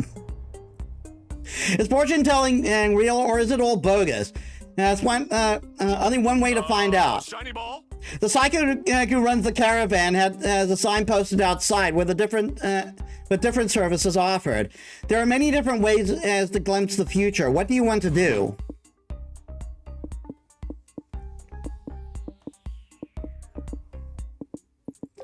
I'll gain money from the palm reading. You decide to go with the palm reading. It'll be almost like holding hands with someone you care about. Your fortune? Oh, it's another one of the witches. Welcome to Hope Palco's Tent of the Great Beyond. Are you here to get your palm read? Yep, I'm always making decisions on the fly with no foresight or planning. It would be nice to know what the future holds for a change. Okay, let's have a look at those palm lines. Oh wow. Well, Hope, what does it say? Shh, quick talking. I'm reading the best part. The best part of what? My hand wrinkles? What a plot twist. Oh shit, I never saw this twist coming. I'm pretty sure the last thing you want to hear from your sidekick is I never saw that coming. Okay, this is Gold Metis. I promise if you stick with me as your agent, there's a lot of money in your future. Before you know it, Hope has published a hardcover photo of your palm through a major psychic publishing house. It's a natural bestseller. Metis's palm. Hashtag Metis's palm trends on Twitter for weeks. Your palm has millions of fans. A movie adaptation gets made. Michael Sarah plays your hand. You're welcome for all the instant success. Now, per your contract, you owe your publisher, that's me, a sequel to your best-selling palm. Huh? How do I even do that? Both my hands are identical. I even signed a contract, and I never signed a contract. Don't you remember your road trip contract, Boo? If any road trip participant writes a best-selling book or palm, the author owes all the travelers a cash cut and a sequel. Curses! Not reading the terms and conditions and fuck you over again. You are going to write a sequel that captivates palm. How are you going to write a sequel that captivates palm readers everywhere? Look into the near infinite timelines in search of a different version of yourself who has an interesting palm to publish. So that's obviously magic. The sequel of a person's life is their offspring's lives. 1. Get a baby. Phase 1. Get a baby. Phase 2. Use their baby palm for a sequel. Phase 3. Profit. Ka-ching. I got a feeling that's gonna lose me soul.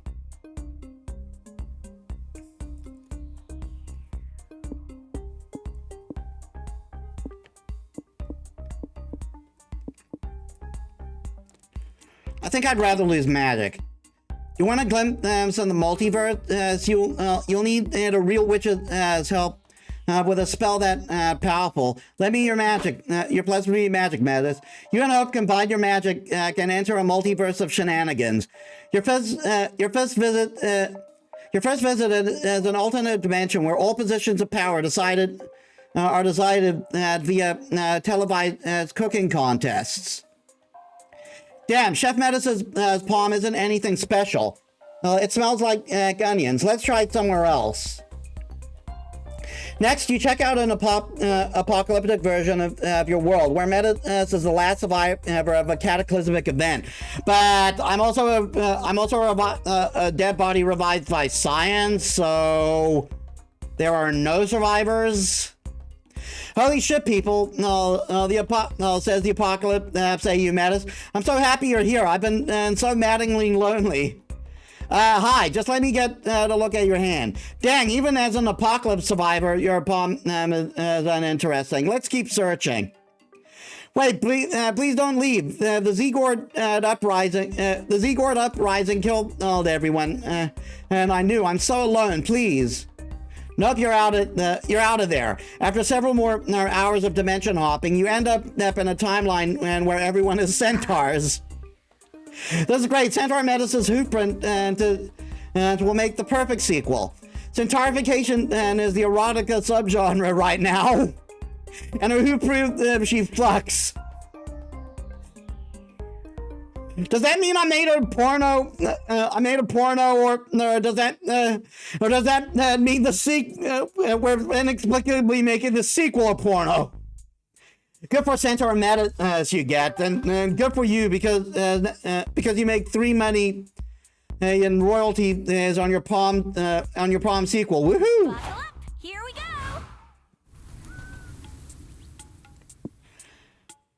Okay, Wild West Town or caves?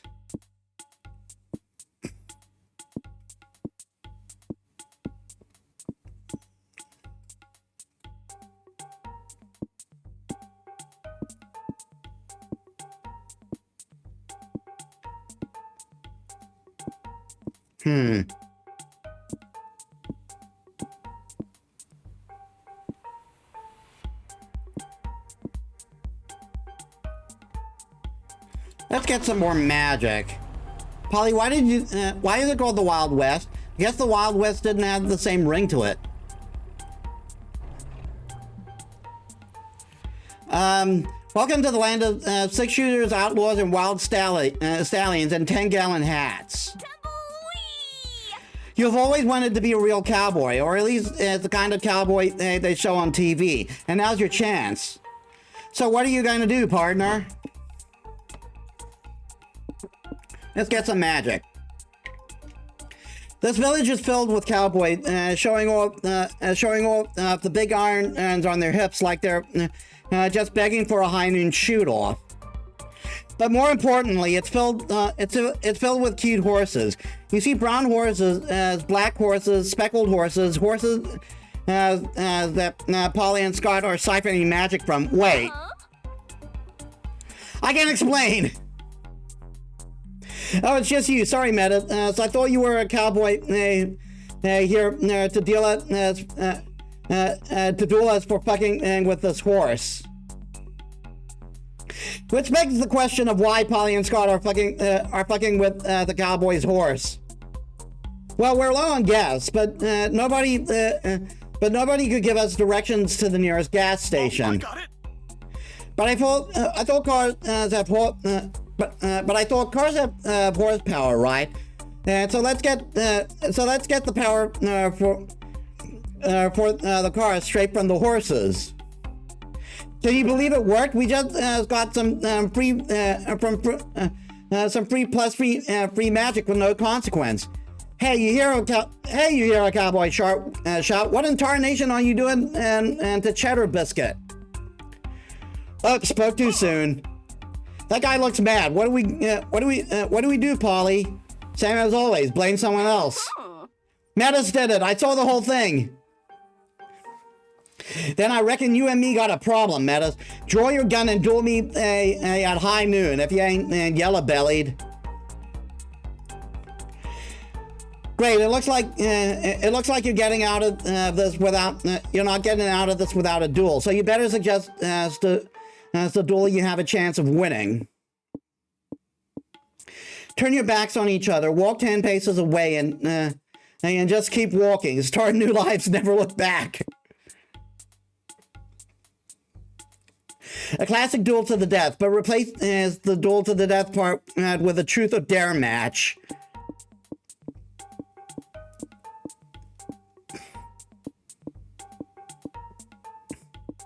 I got a feeling this one will cost mine. Well, but truth or dare is not near as exciting. A regular duel to the death. It ain't even a duel at all. Darn it, my hype went down. I agree that truth or dare. Truth or dare doesn't quite pack the same punch as hype.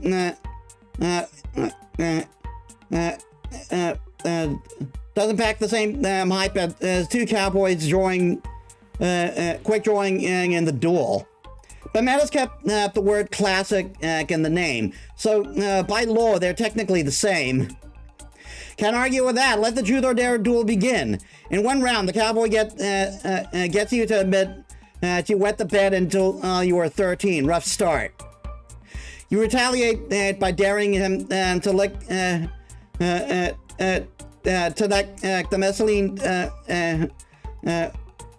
mescaline cactus. As he then dares you to bare knuckle box the purple fairy as flying around his head. You point out that you can't do that because he is hallucinating them, but you lose a point anyway. It's looking bleak, and then inspiration hits you. You dare the cowboy to shoot himself in the leg. Normally, I think that shooting myself in the leg is a pretty dumb idea, but I don't want to lose, and I didn't get to shoot anything earlier, so why not? The cowboy shoots himself in the leg and quickly remembers why not? Fatal blood loss. What, bro? You live another day.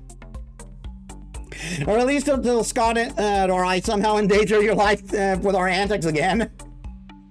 Yeah, or just the thought that you and Scott could do your best not to do that. Nice. Unlikely. Now let's go. We've got a road trip to survive. Time to snack, time to slack. Talking to Polly again. So many places to go. After some conversations, you'll activate a deep conversation with your first one. Deep conversations can end in success or failure, and they're key to scoring a date ending. Hitchhikers can only have one deep conversation each, while Polly and Scott have two. So once a player succeeds in deep conversation, and sometimes they even fail it, no other player can attempt it. Act fast, because whoever gets there first will be the only one with a chance of finding love. How do these work, though? During the first half of a deep conversation, your monster friend will hint at their preferences on a topic that's important to them. Think of these as hints as rules. When looking at the option, and search for ways in which they break the rules. Two out of the three will break the rules somehow. The one that breaks no rules is the right option. Choose that one and show your friend you really know and understand them. So, are you a good listener or not? Kinks. Kinks? You're naughty, aren't you? Sorry. Sorry if I was overstepping. Nah, I'm game. If you wanna know about my kinks, so be it. Do tell. As a general rule, I'm quite open to trying new stuff. You only live twice, so you got to explore the vast lands of sex in all its majesty. But after many sexcapades, I've learned a thing or two about kinks. Like messy stuff. Like messy stuff is all fun and games until you realize you need to clean up afterwards. Which of the three of you is gonna mop up all that guac? Not me. Or the opposite. There's some sexy stuff that requires tons of prep. That can be annoying. Like, hey, this or that sounds great on paper until you get to it and you see you need a fucking PhD to do it right. I know I'm making it seem like I'm picky, but believe me, hon, I'm not. I've cleaned up the guac. I've gotten the PhD. You gotta try stuff.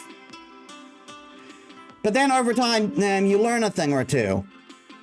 Better not break the law unless you break the laws of thermodynamics. Glue is not a replacement for lube, and never involve bees. Duly noted. But enough about me. Let's talk about you. Or better, let's talk about us.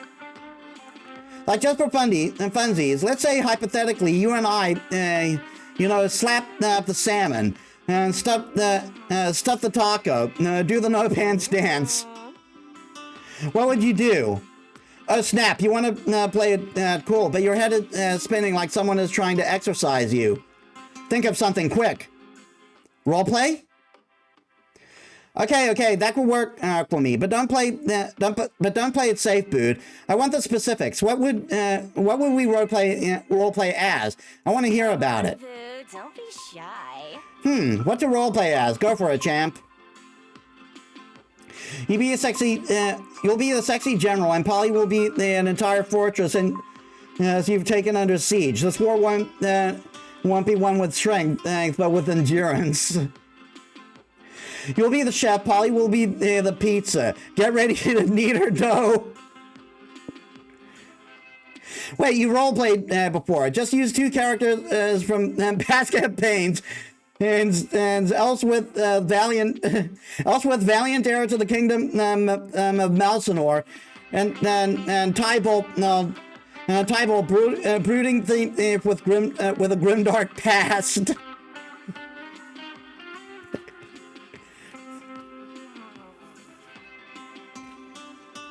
That one's the only one that's completely the nerdy option, so I'm wondering if that's the one.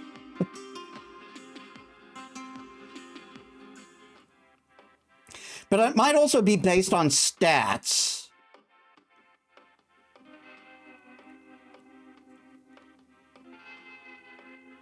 I've actually got decent mind. So let's try it.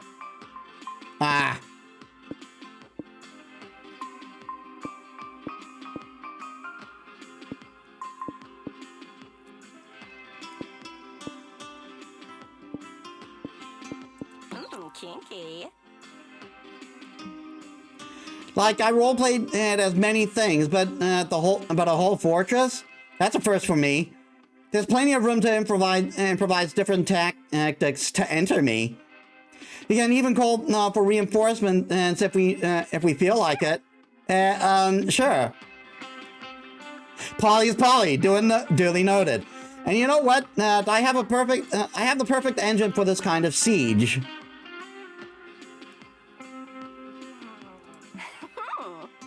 It's one of my toys, a very strong one. I call it my little battering ram. Oh, that sounds appropriate, at the very least. Dang, sorry, look at me. We were just doing a harmless thought experiment, and here I am getting too into it. I know I can get intense sometimes. Sorry, boo. You won't see me complaining. You and Polly grin at each other, thinking of all the things you like the batter and ram.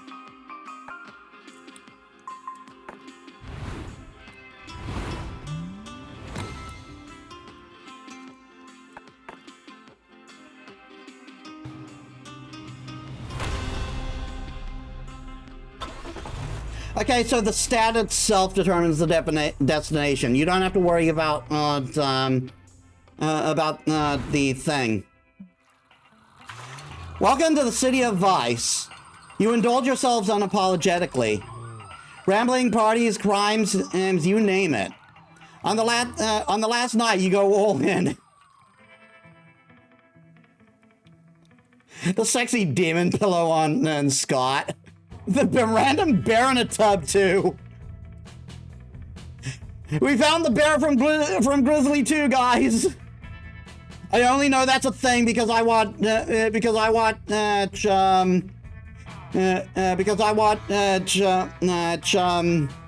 Cinema Snob. On the last night, you go all in. So much that the next day you remember nothing. The hotel room is a mess, and there's a ton of random hats, a katana, some fruit, a dragon heat body pillow, a bathtub with a bear. Dang, whatever happened last night, it sure was something. And that wasn't all. Congrats, you reached the destination, but there's more to it. Every player gets an individual ending. You could end up being a lame loser just okay, or the VIP.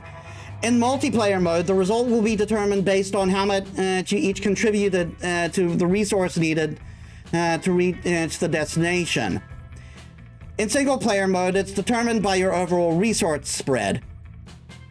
There's also the date ending, which has its own requirements, but ending up a lame loser will override the date ending.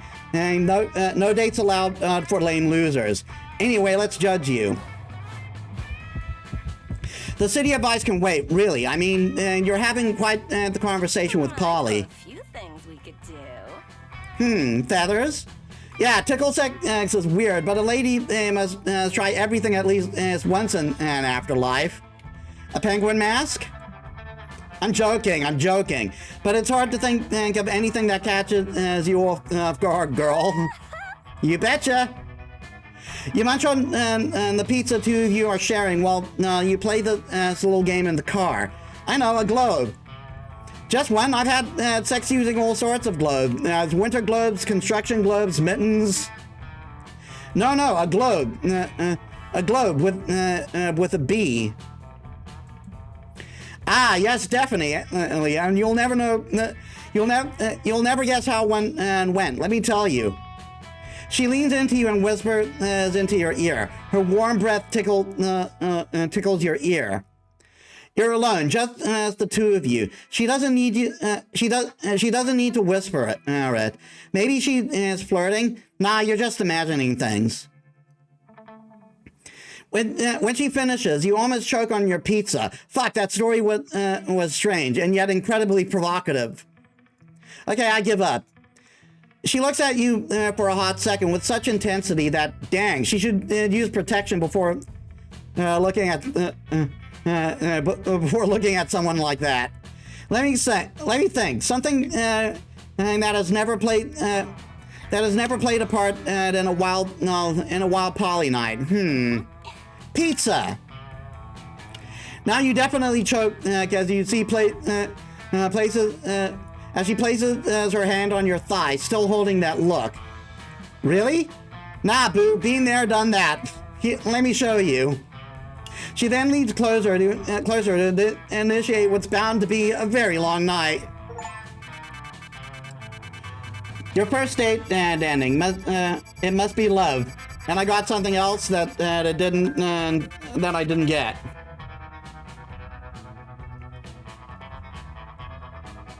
And I got prank tokens. And just like that, the road trip came to an end. It was full to the brim with danger, fun, and utter nonsense. It was everything we could have expected from a trip with Polly and Scott, and then some. We not only survived the whole thing, but we conquered it and came out different people. And it turned out to be a pilgrimage into self-discovery, a rite of passage, a quest for growth. And that is to say, a fucking good road trip. And then as we were heading back home, I thought about how all of this was just one of the first stops in a much bigger journey that was only just beginning. Welcome to the streaming version of the Reddit song. My name is Claudia Martinez. Oh yeah. Oh my god. This time they gave me quote unquote. Freedom. I didn't play the game, so I'll sing what's on the screen. Why is it did they flip it back? How's the turtle? Hey, did you leave the turtle in the car? Well, I'm sorry. Yes. The developers asked for a couple things. One is to remind you to leave a good review. This is amazing. So I left a reminder in the song. It's well hidden for you see. I made it fit the images seamlessly. No idea what this is about. The car heist. Like some sort of racing game. I only know it has hot monsters. So we could have run into the demon hunter. Sing about what I know. Claudia Martinez is the best. 5 stars, 10 out of 10. I could be the right thing. Oh my god, this is amazing. Oh, and the dog was a robot. Things to tell you, the song is safe for streaming. No strikes, no copyright. Careless streaming day and night. Here's some of the things that don't reach any kind of copyright. Like a lazy orange cat, but his name is Garfield. I hate Tuesdays. Or the work of artists who died centuries ago. Like Buckle. Well, I guess that was Polly's mom. See? That's fine. He's super dead. Ran out of ideas to sing. Apple pie, beats. This is just my grocery list. Please leave a good review, my love. Please leave a good review, my friend. Please leave a good review, my darling. Please leave a good review. Thanks to all our fans. Please consider leaving a good review. These games are fun. And I think my thing broke. My model broke.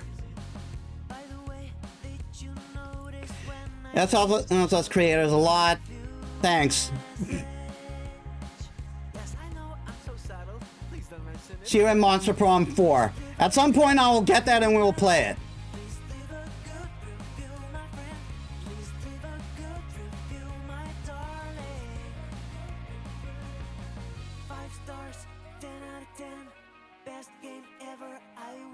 Is it always going to show the people we went on a road trip with at the end there?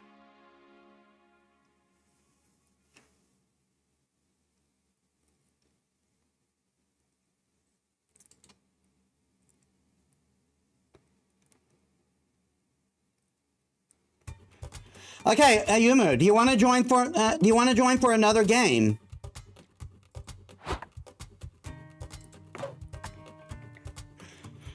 Or do you want to, or would you prefer we move to, yeah, I figured.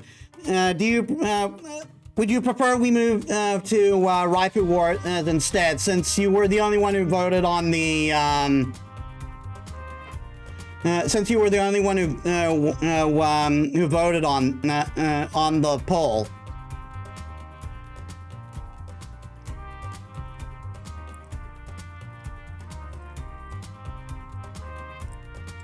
Hello?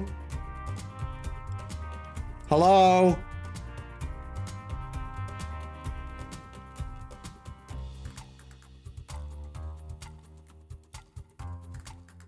God damn it.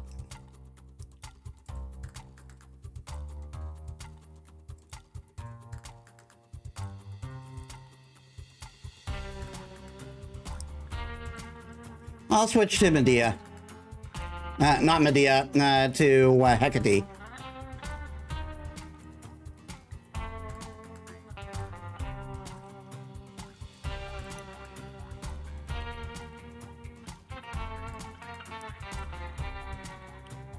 Game, please. Not game, VC Faye, please.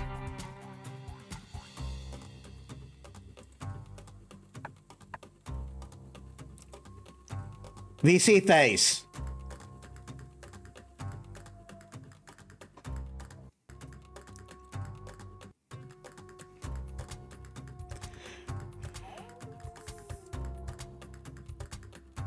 Do you want to join, Oyumu? Oh my god.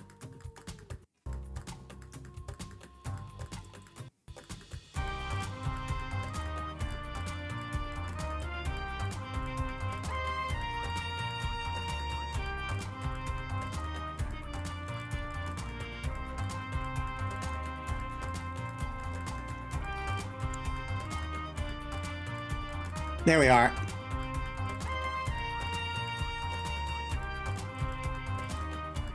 I'm going to take a bit of a bio break quickly, though. Give me a bit. Right, I'm back.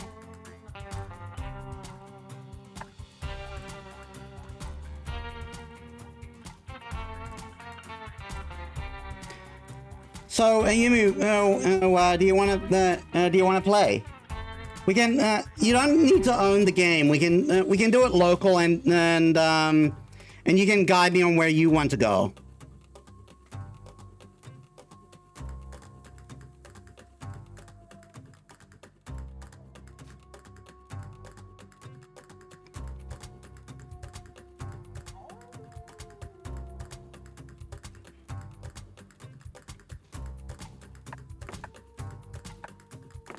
What's Meta Shop? Hey player, it's me, the Meta Shopkeeper. This is your first time in my little shop, huh? Don't worry, I'll explain how this works. You can test your luck. You can test your luck here with the Great Glorious Gotcha. But this is a unique gotcha machine that doesn't accept money, only prank tokens. You'll earn prank tokens by playing Monster Road Trip, and you'll get even more if you encounter new content you've never seen before. The Great Glorious Gotcha will shower you with lots of cool gallery content. Isn't it fun when gotcha machines don't ask you to spend actual money? Oh, on top of that, if you already played Monster Road Trip before, you will get some prank tokens retroactively for what you've already achieved. So what are you waiting for? Let's get the gotcha roll. Let's get that gotcha rolling.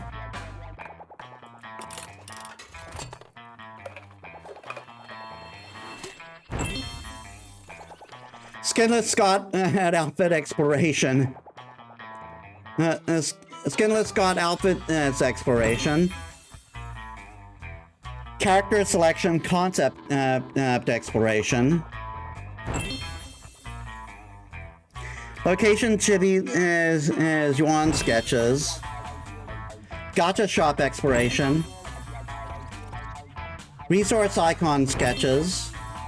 Damien drag outfit sketches. Krav's food truck sketch. Then color exploration. Location and Chibi's villain summit sketches. Failure ending sketches. Sketches. Oh, that's a good one.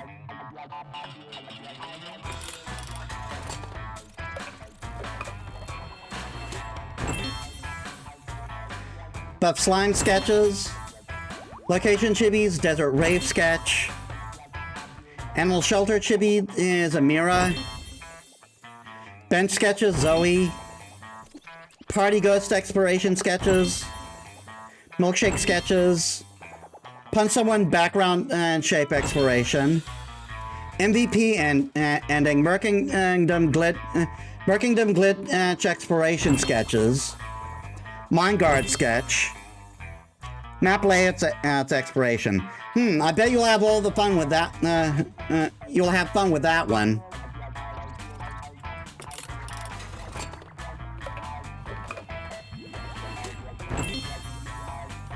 Credits storyboard. May the Great Glorious Gotcha bring you many riches.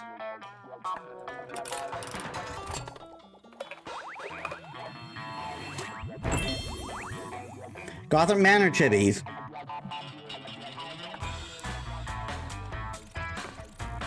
Farewell, player.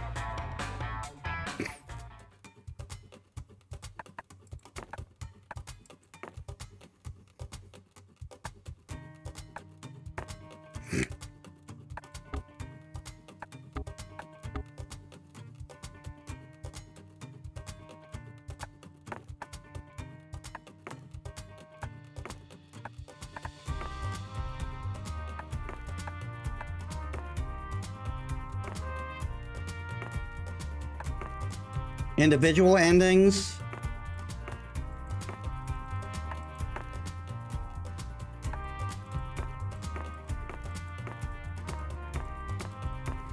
Probably we'll have more variants if I have the DLC characters.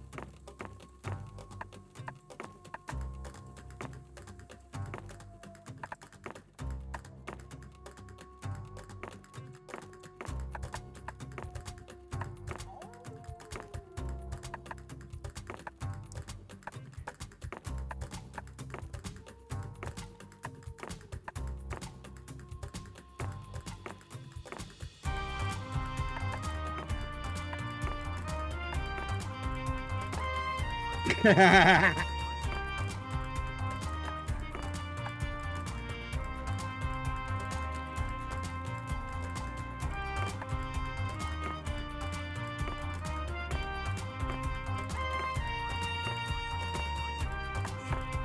lord.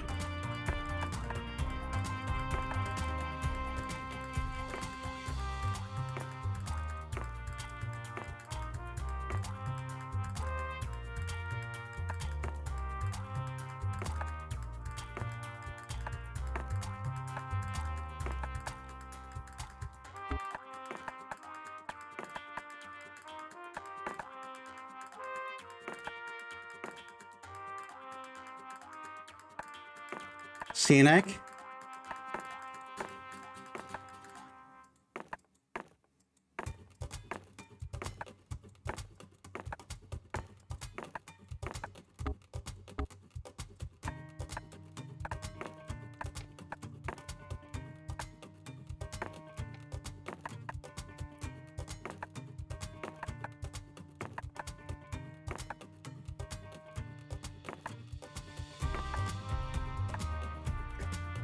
Sexy xenomorph, I can't.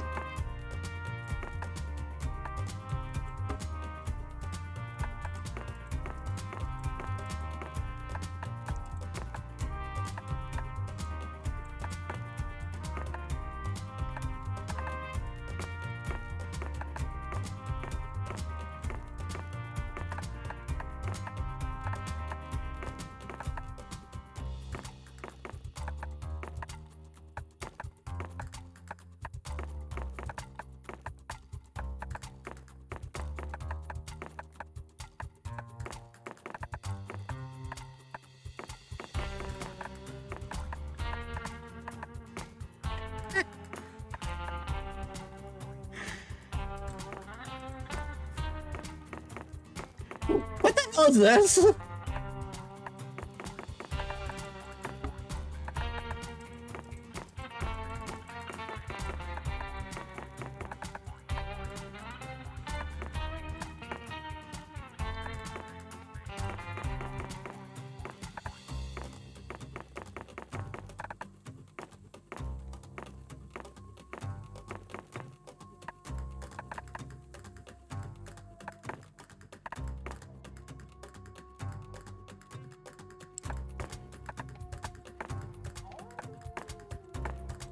Ending credit stuff.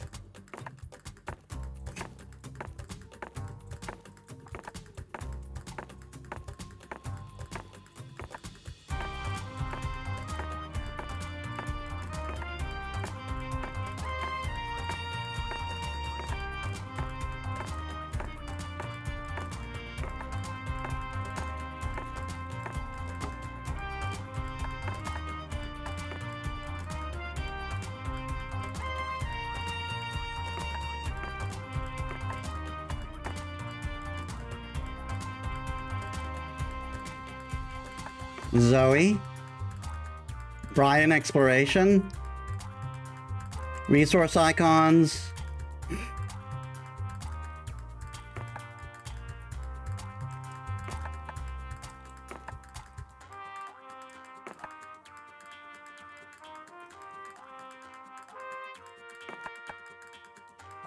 But slimes.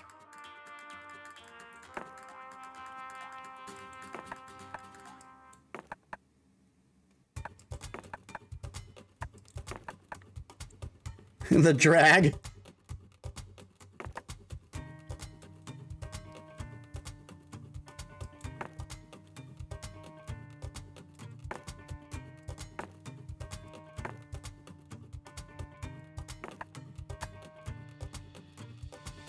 Oh my god.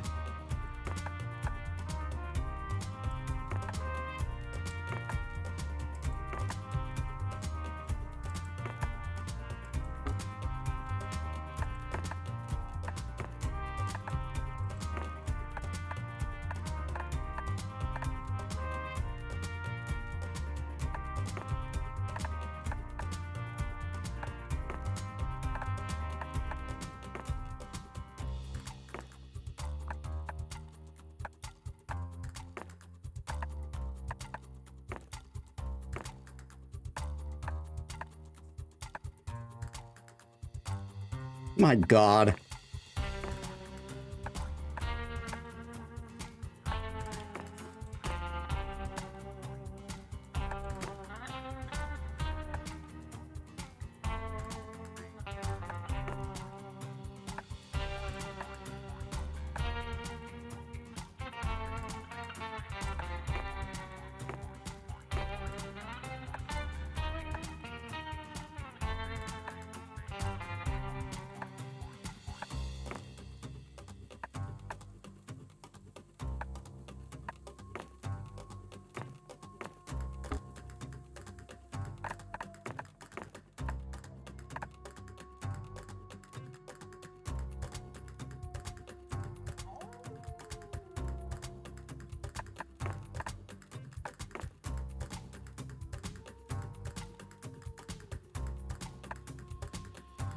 All right, Ayumu, do you want to hop in and join in a game?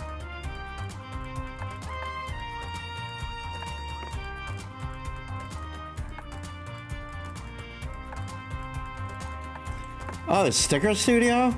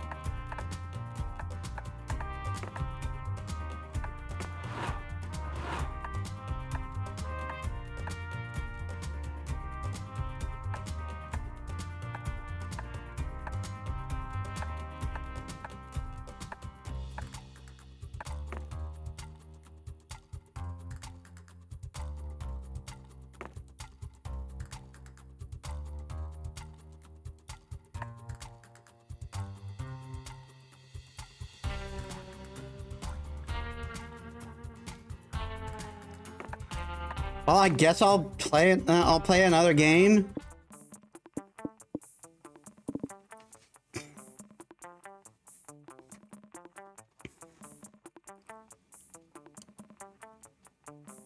Are you there, Yamu?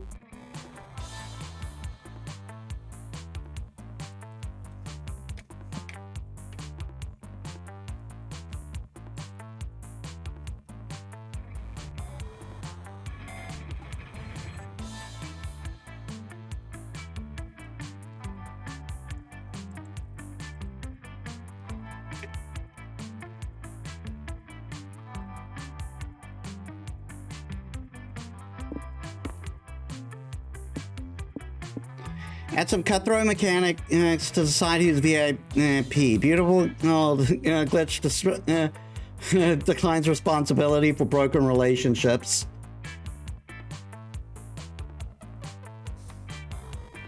So either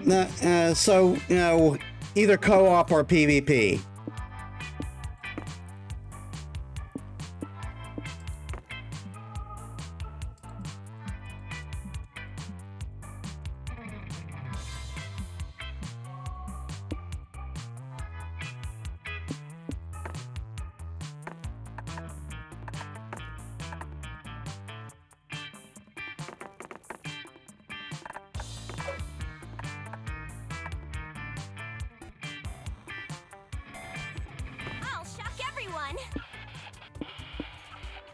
Okay, so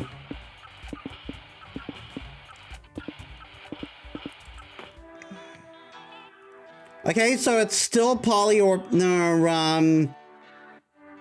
so it's still Polly or and Scott.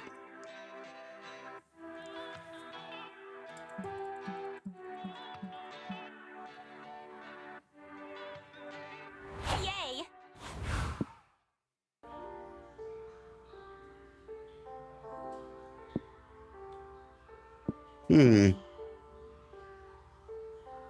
Futuristic gas station.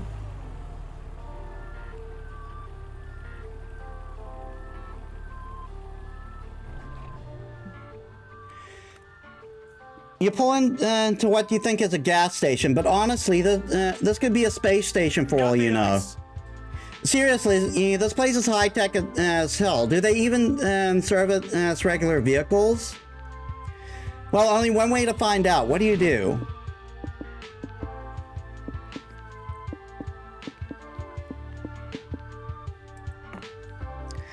You hit the restroom. You hit the restroom to do your business, but for a minute you think you've somehow wandered into the future. Everything here is super high tech. Is it? It is as bathroom designers ask themselves what could bathrooms be instead of what should bathrooms be. The commode looks like an Olympian throne and designed by Alan Turing himself. You hesitantly sit on the screen, and that looks most like the toilet seat. Thank you for choosing Smart Toilet Prime, says the toilet. The future of sitting is now. Cool, you explore the toilet's features. The lo-fi button provides a relaxing soundtrack to your poop. You press the hot meal button and receive a delicious burger. You choose not to wonder where the toilet stores these burgers. This is all quite amazing. Truly worth signing the toilet terms of use. Statement and having your personal data gathered by the toilet from your butt to the internet. It's a bummer when, as a result, you're shown a targeted ad for hemorrhoid cream, but you still rate the toilet 5-star on Yelp when prompted. Finally, you pinch it off, and you're ready to leave. But only when then do you realize a grave mistake. The stall has no toilet paper. You desperately search the toilet for a bidet button, but no such luck. There's no other button that might help, though. Which do you pick?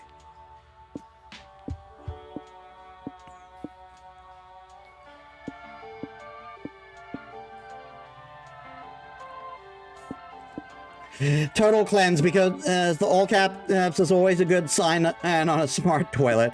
Mega premium happy ass forever magic time, because you can't not press that button, right?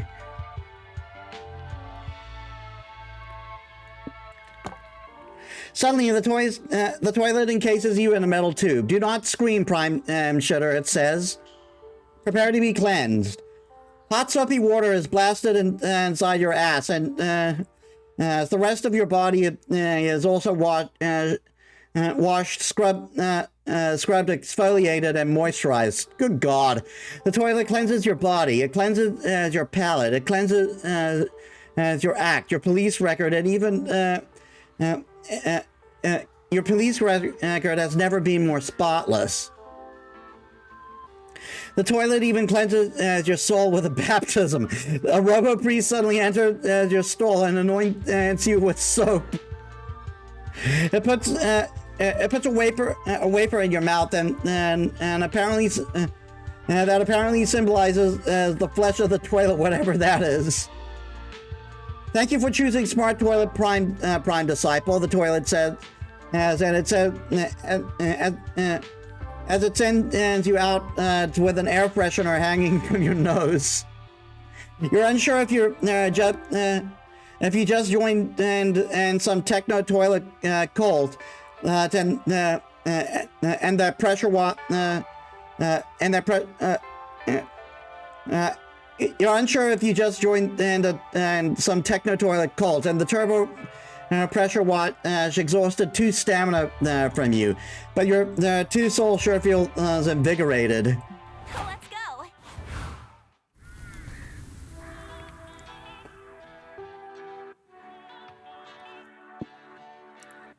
The heart and soul of the desert. Oh my god.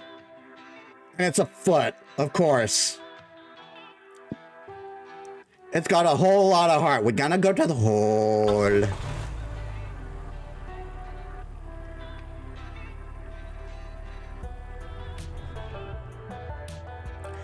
A hole in a desert. Man, they'll turn anything into a tourist trap, huh? Really deep. Some say the hole is bottomless, but that can't really be true, can it? Well, since you're here, what do you want to do?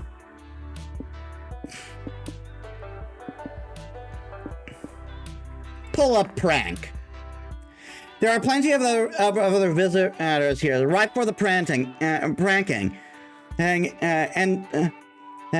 you and your friend scope out your next target. Look, there's a hole. I love a good hole in the middle of the desert. A Spider Woman and a Tiger Man. Who do you think dug it? And I wonder if it started as a punishment. And the beautiful suffering of pointless manual labor. Oh, it's that guy. He was also in the last game. You want me to dig a bottomless hole for you, Miss Weaving? I could use the exercise anyway. You dig a bottomless hole just for me? Why, that's the nicest. Hello? Hi, Coach. Hi, Champ Director, Miss Weaving. You two seemed like you were having fun talking privately, so I wanted to butt in and have fun too. What Scott means to say is that we're tour guides. Yeah, let's go with that. We're here to tell you fun facts about the hole. Fun fact: holes playing a big role. No, holes play a big role in the 3 pillars of modern society: straws, grave digging, and the donut industry. Fun facts: I love digging holes. It's my favorite hobby. I know, Mr. Howell. We passed some of the holes you dug on the way here. It's a wonder we found the true landmark at all. Well, Metis, Polly, and Scott loaded the bases. Now you're up to bat. Give us a real hole and fun hole fact. This hole is so deep that you can most likely fit 30 pies in it. Many have argued the mysterious origins of the hole, but in reality, it was very weird. It was very weird. It was a very weird marketing stunt pulled by the Pizza Plaza in the 80s. Oh, it actually tells you what it does. If you listen carefully, the hole will whisper your darkest desires to you. Don't get confused if the hole sounds a lot like me, Sheer coincidence.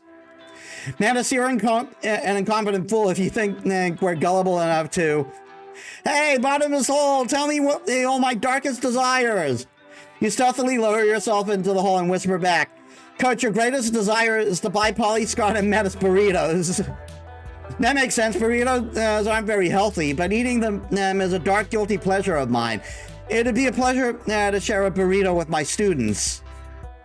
What else can you tell me, Hole? Do you have any predictions for my long-term, deep, dark desires? As my schedule is pretty clear next week. Coach, your even greatest desire is to become a pro skateboarder. It is? I had no idea. I've always respected skateboarding, but I never got into it because it lacked the quintessential sporty element, balls. But maybe my unshakable loyalty to balls is actually a psychological dependence manifested from my unresolved issues from my father. Sure, let's go with that. Sure. Thank you, Desert Hole. No, It's been great unpacking my repressed memories with you. I'll pursue my secret dream of skateboarding. The students are going to love it. I'll be so hip. The kids say hip anymore. I'll be so fleeky. You lose -3 soul for deeply invading the coach's privacy. But gain +1 mind for mind fucking him and +1 height for because pranks. And the coach takes you out for burritos thanks to the whole suggestion. So you also gain +1 stamina. So it was -3 for 1 and for +1 to 3. Art exhibit. Is it a paint splatter or a clever critique on consumerism? You decide. An charming village. An idyllic village where absolutely no atrocities take place.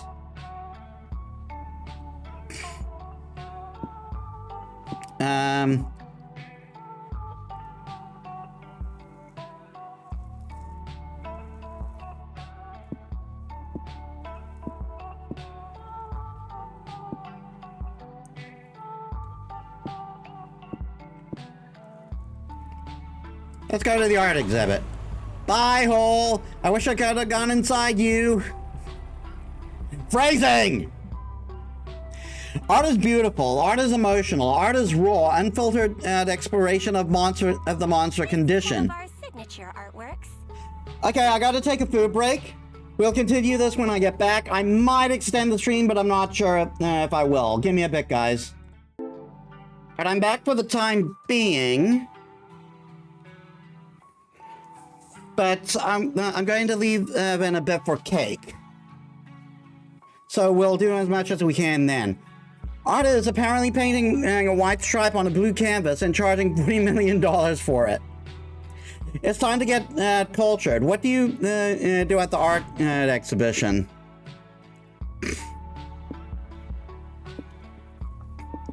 Interpret the art? That somehow gets me money. Display my own art.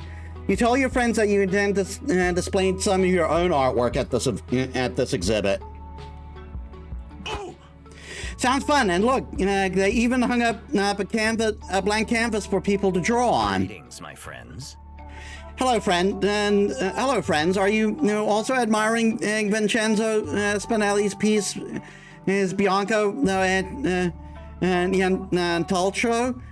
This old white portrait was his greatest work before he died. What did he die of? Boredom? Twerk. Looks like I called Polly and friend, and I'm gonna have to put the twerk in the artwork. Yeah, let's draw something on that boring canvas. What? You can draw on Spinelli's masterpiece? It'd be a crime against art, and also against the actual law. Don't worry, Liam. Our art will be hella legit. We'll even do our drawings on paper first and pick the best one. Well, I'm not going to stand by and let you defeat as an art piece. Not without my input, anyway. Give me a marker. You all take a moment to create your drawings and take turns showing them off. Behold, true art. Feast your eyes, plebeians. A blank page. It's inspired by Bianco and Nientoltro. It's an expression of ennui in an increasingly consumerist. Disqualified for being boring. Metis, what do you draw? You drew Keith Bloodclaw, your warrior cat's OC, which quickly gets disqualified for having excessive abs. It's okay, Boo. You can still make a mark on the world by choosing which piece should be exhibited, mine or Scott's. Scott's piece. Always hug your friends. Polly's piece, and it's the screamer.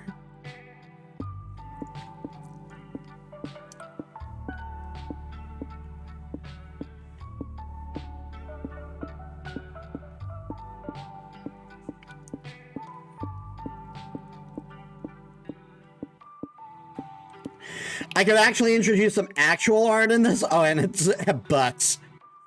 It's got a heart on. Oh my god. Of course, because it's fucking Polly.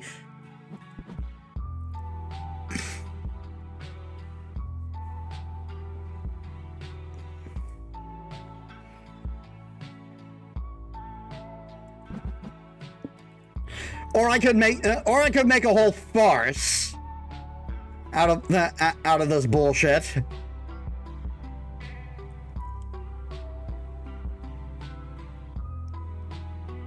Lol.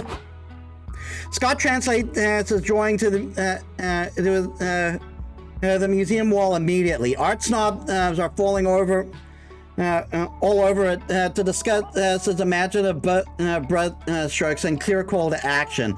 Monsieur Howell says one art critic, can you explain what inspired you to choose an uncooked macaroni frame for your masterpiece? Oh, that's easy. I really like macaroni, but I'm not allowed to boil water by myself anymore, so I just eat the noodles raw.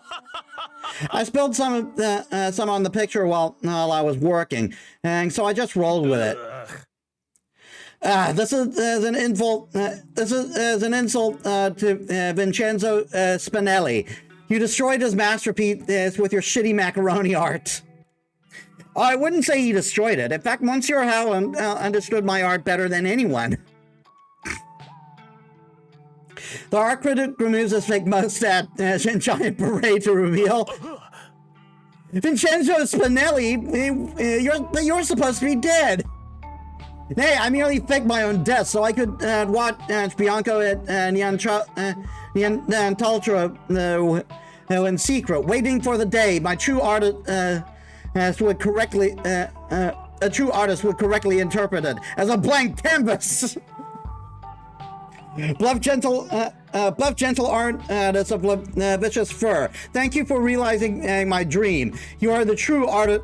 You are the true artist of the heart. Hey, Absol, welcome to the stream. How's your day? You're just in time for us to make a full of modern art.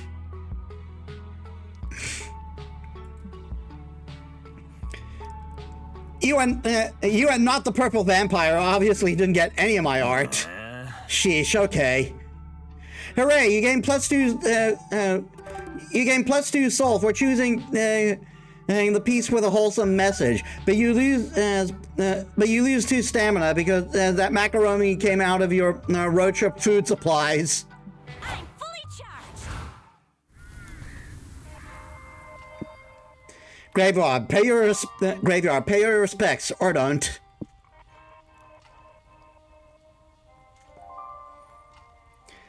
Hug a tree, go hug a tree, nature nerd.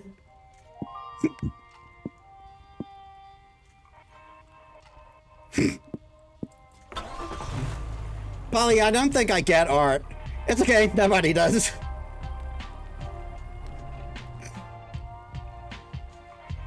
Graveyards are solemn, quiet places made for reflection and paying respect to the dead. If you're a snooze fest, but you're with Polly and Scott, which means the graveyard is the perfect place to play a prank.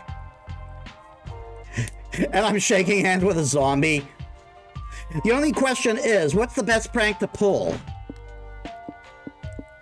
Ray's dead, so that'd likely cost magic. Spook people by posing as a ghost, so I lose soul.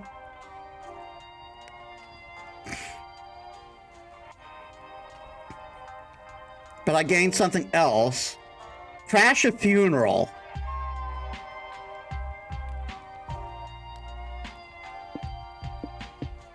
Pose as a ghost. I've got the soul for it.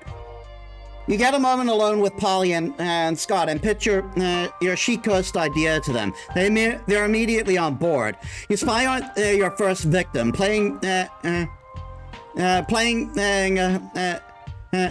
laying flowers on 3 graves. You sneak up behind the gravestones, wait for the right moment, and pounce. Why's Polly gotta wear a sheet? She actually is a ghost. Close enough. Oh God, where did you 3 come from? Are you from the last game too? I don't remember. Where ghost. We've come to haunt you and make you pay for your various crimes or whatever. Wait, you mean you're the ghost? You're the ghosts of Casey, Tori, and Alex? Guys, it's me, Mateo. From the Polycule. The what? I know I deserve eternal torment. The eternal torment you have in store for me after the fatal sex swinging incident and that killed you three. If only I assembled it correctly, but I was too lazy to read the instruction, and then that laziness cost you all your lives. Never in the depths, we must point out that assuming all poly relationships are kinky is oversimplistic and plain wrong. Some might be, some are not. But this one was. Thank you for clarifying that.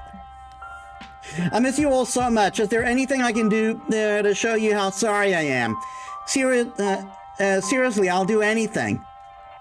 What do we do, Polly? I think this guy is confusing us with someone else.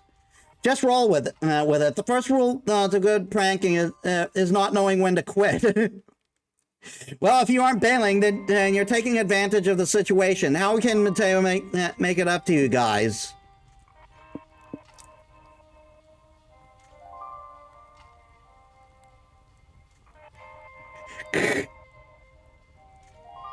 That'll take stamina, and I don't want to lose any more stamina right now. Give us that sandwich you're eating, and we're square. Trading my soul for a sandwich. What, seriously? You just want my sandwich?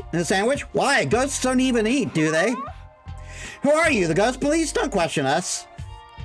Fine, it's just I'm already halfway done with the sandwich, and I had to go across town to get to the good deli to get it.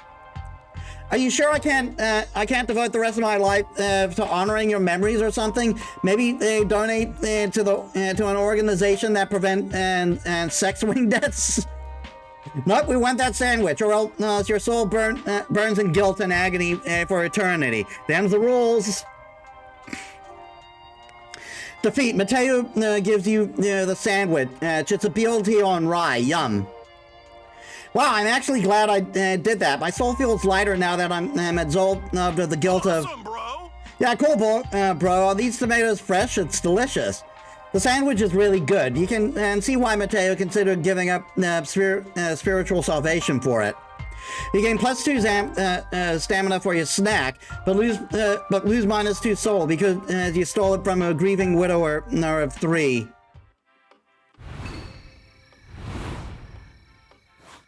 Let's get recharged.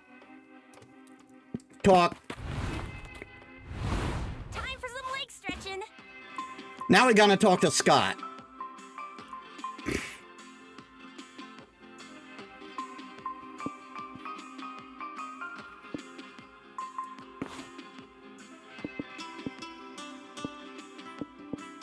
His sports team. I love my team. Life is so much easier when you know you've got a group of bros that will always have your back. I think it's nice because as we all grow together through constant teamwork. And when we teamwork too much and get exhausted, we can also team leisure. Team leisure? Yeah, you know, doing all the fun things you can do together as a team out of the field. That sounds funny. For a moment, I thought it was code for sex. Oh, there's also sex sometimes. Sure. What? Yeah, sex is fun and good exercise. So it's like team orgies? No, bro. Nah, bro, not the whole team, but sometimes 2 or more teammates get really intimate and sports are very physical, so sometimes sex happens. Damn, but doesn't that make things complicated? No way, bro. You just need to be, how they say, more emotionally responsible. You know, communicate, care about the other people involved, and focus on having a fun time together. Smart. That's actually so wise, Scott. Aw, thanks, bro. You keep talking about sport. You keep talking about sport for the rest of the night. You end up strongly considering joining the team.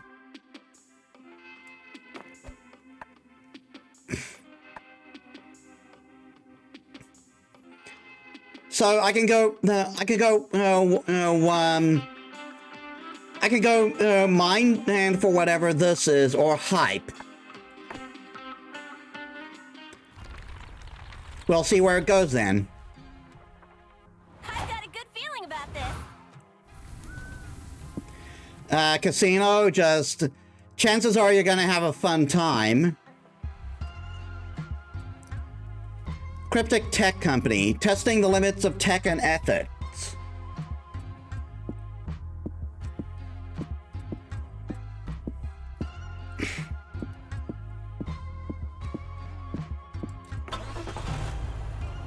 How does technology work, Polly? There's a tiny wizard in every computer. Whoa.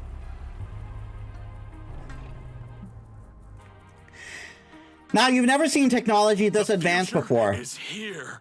Finally, you can answer questions like, what's the future of virtual reality? Is crypto really the currency of tomorrow? And what the fuck are NFTs anyway? NFTs are dead, that's what they are. There's so much to see, but only so much time. You want to check out True AI, the metaverse, the algorithm. I'm not doing this bullshit. You and your friends wander the halls of the tech company until you find a room entirely dominated by a huge computer.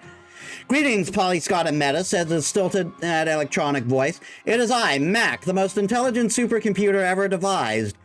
Really? Do you know what my favorite color is? It's Plonk. You saw it once while you were tripping on acid and somehow accent as colors only shrimp can see. Damn, you're good. Me.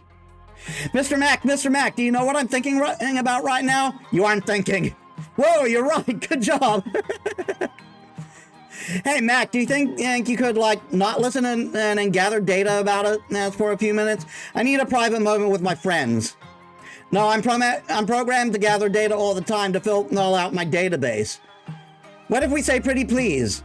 Well, I have never been asked pretty please, so is not to gather data on someone before. So sure, I will give you, a few moments of true solitude.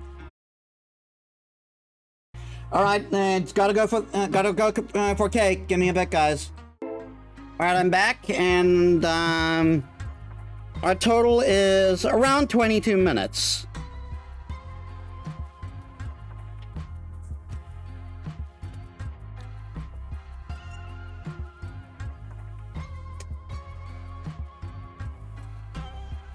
Oh my god, did it? No, it's still charging.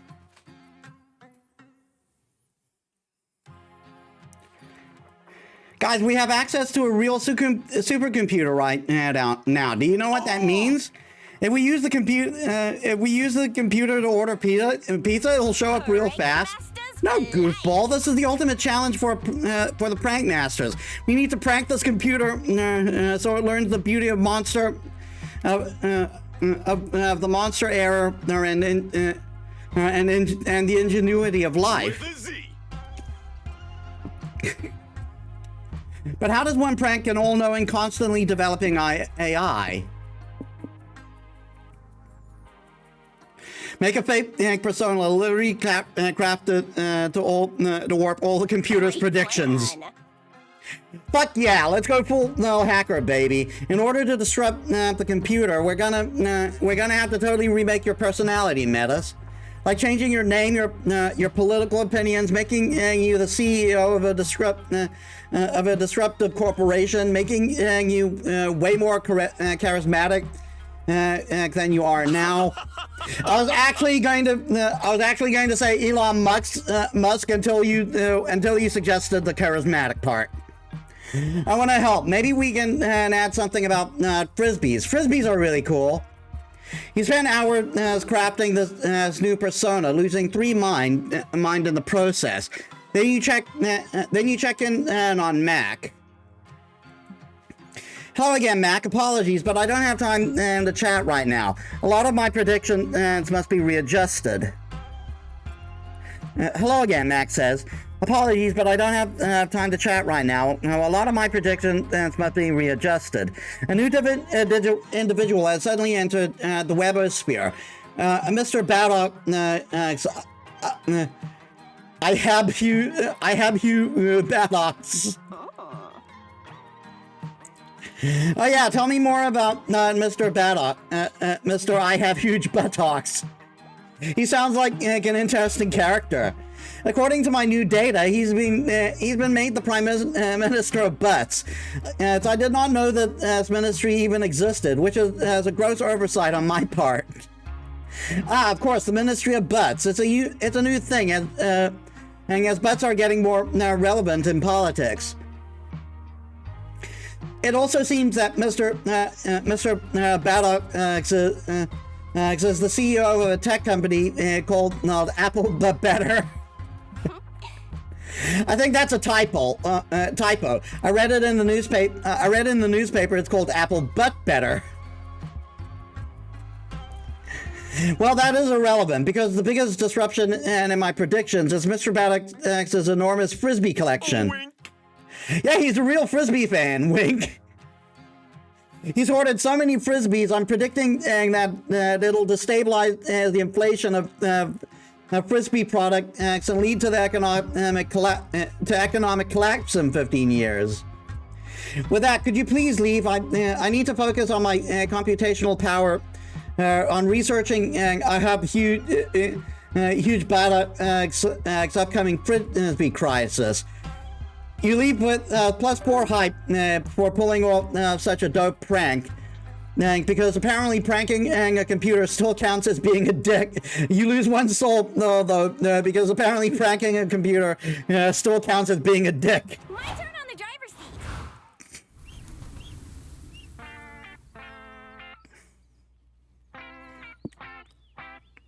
seat. Used car dealership.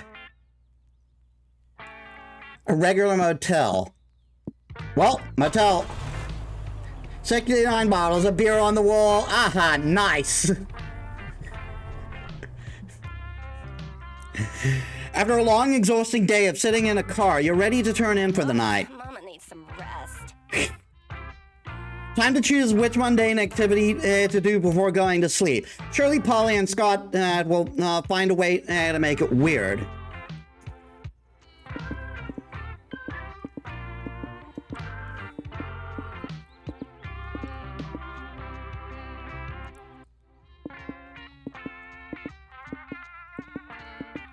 Watch some TV. You're not quite ready for bed yet. Thanks, Abso.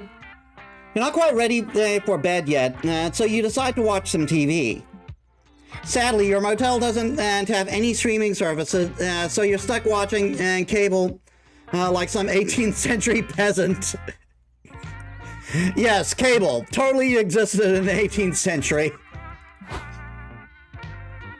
One channel is playing a reality show where the contestants are tiny people, literally trapped inside your TV. I'm tired of Stacy walking all over me. Please don't change the channel, they beg. We're so hungry. We're waiting for... Lame. Boring. What else is on? You change it to the Snakes and Ladders TV adaptation. What a aloof man said as to another. Chaos is a ladder, my old friend. Perhaps that's the only ladder out there. And and ladders are also a ladder. The other super serious person responds. Indeed, our dreams and hopes resting at the top, so close yet so far. What a cruel world, plagued with snakes who will betray you and make you slide down to down their slippery bodies. Is this a dig at the Battleship movie? For this is a world of snakes and ladders. They said the thing. The show seems complicated. Is there anything else to watch? The next channel is the Merkingdom Totally Objective news station. On today's news, all trespassers who breach the surface will be beheaded. Dolphins, orcas, and other mammals will need to apply for a temporary surface residence permit. It's a merfolk. Fucking bureaucracy. Metis, can you find a channel that isn't totally lame? Oh, I don't know which one is which. A decomposing possum carcass. It's almost. It's the most popular miniseries right now. Nonsensical but full of twists. A marathon of a very weird Japanese Scott snack commercial. Surely that'll make you crave some. Dark arts and crafts with Melchior. The ancient and the kids.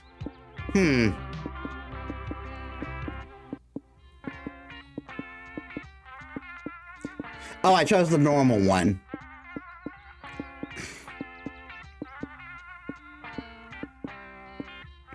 So this one will probably raise magic.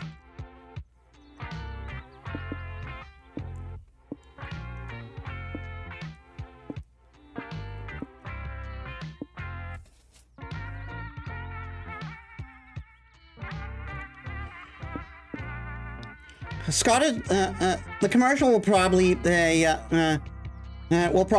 expend it'll probably expend stamina but gain soul.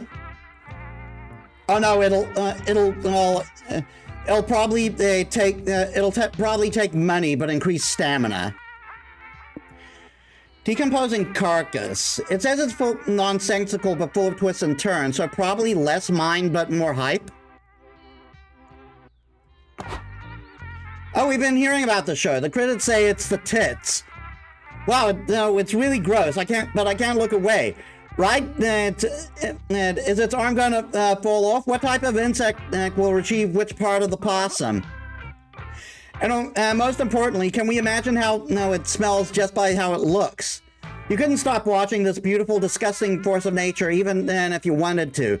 Literally, you ended up watching the show all night.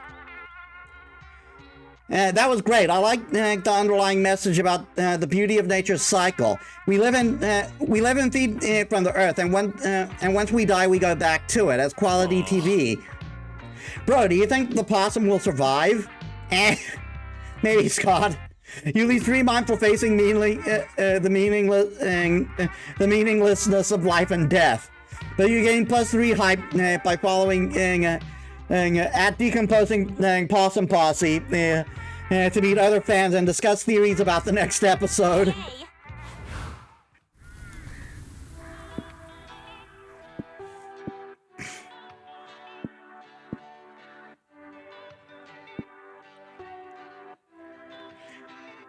Someone said spelunking. Be sure to bring your spelunk crown. Oh my god. Well, at least it won't be hard to find the parking lot. Let's go there.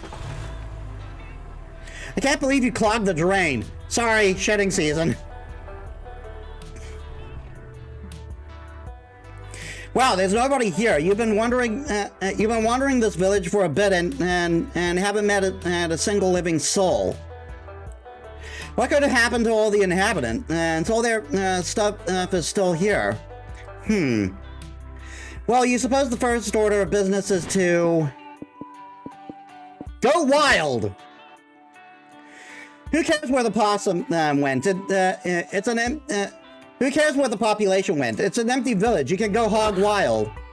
Please don't go hog wild. I'm still trying to investigate what happened to the missing villagers, and I really don't need you guys tampering with any crime scenes. It's the last one. Last charmed girl. Yep. Joy, poor Joy. Will there ever come a day where you're not such a wet blanket? I am not a wet blanket. I can have fun. I'm just busy right now. So busy that you can't ride bikes around the industrial plant with us? Or sneak into an R-rated movie without buying a ticket? Or raid an abandoned ice cream truck and I can eat so many blue raspberry popsicle your pee is blue for a week? Seriously? That's your idea that's your idea of fun? Are you 8 years old? Later. Whatever, more fun for us. Hey, stop egging cop cards, you guys. I understand the sentiment, but I need to concentrate on my investigation. Seriously, Polly, you're gonna write Joy sucks in the egg yolk real mature. You know, if there's an evil villain here making populations vanish, I might be the only witch powerful enough to stop it. You're being really rude, preventing me from... Oh no, I knocked out Joy with my egg.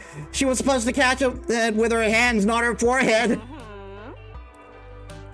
Well, she was being lame anyway, but I'm bored now. Got any suggestions for what we can do with this empty town? We're in a village of Jalone, which is quite close to Home Alone. Fill the village with wacky booby trap. So hijinks will ensue when the villagers get back. Run for mayor, and you actually have a chance of winning now.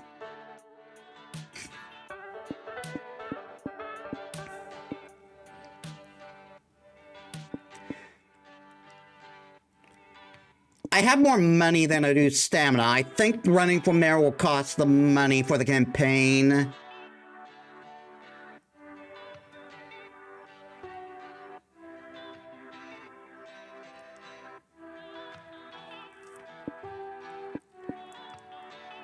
Filling the village with booby traps will obviously cost,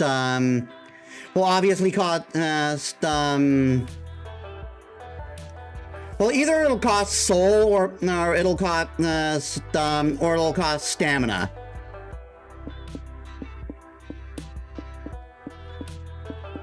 Run for mayor. Let's do it. Hey, great idea. It'll be fun to be mayor. It's like being a sports captain of a whole city. I'm pretty sure Metis wants me to be mayor, silly.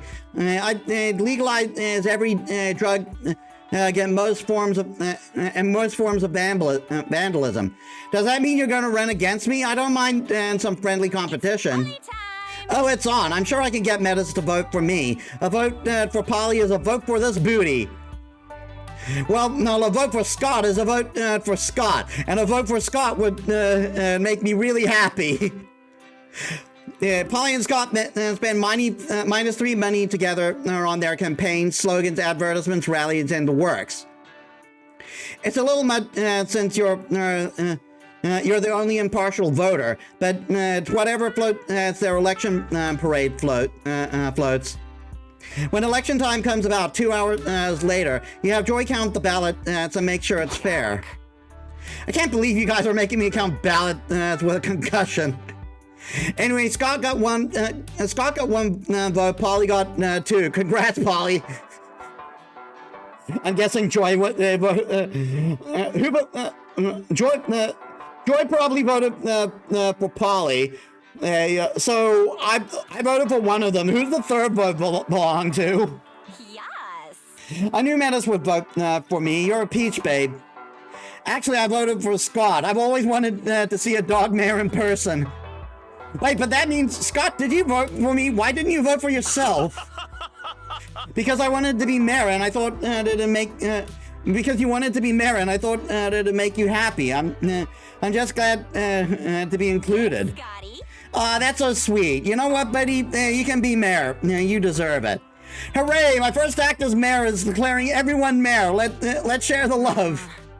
Does that include me? If so, my first decree as co-mayor is to make it illegal for you guys to interfere with my investigation. So, skedaddle.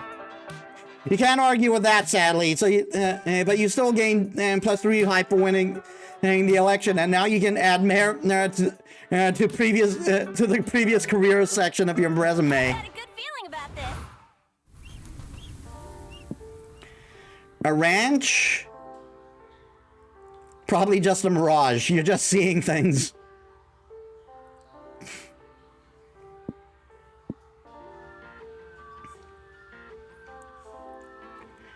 Ready to replace her in her horse skull? Girl, we're going to Una Musume in this bitch.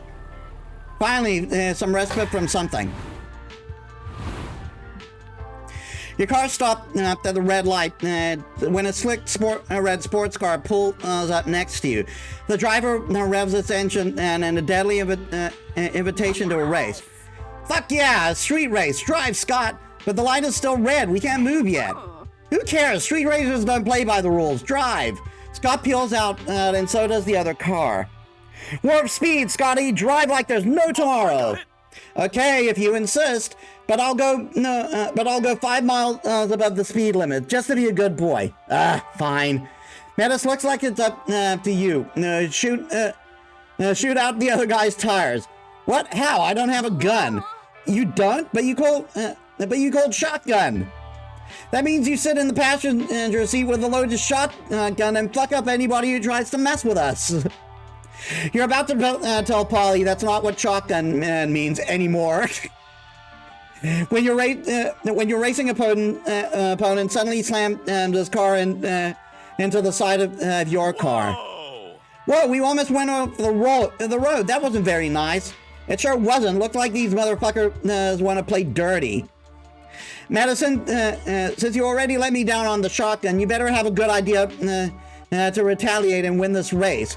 Sure, why not? Given all the -2 magic your car already burnt up during this race, things can only go up from here.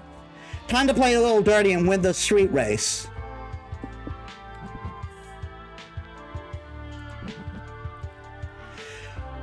The car pen is mightier than the car sword. Write a strongly worded letter and throw the other car and throw it to the other car as a paper plane. It's time to push the big red button. No idea what it does, but desperate times call for desperate measures. Really, it's finally time to push the big red button. The suspense has been killing me.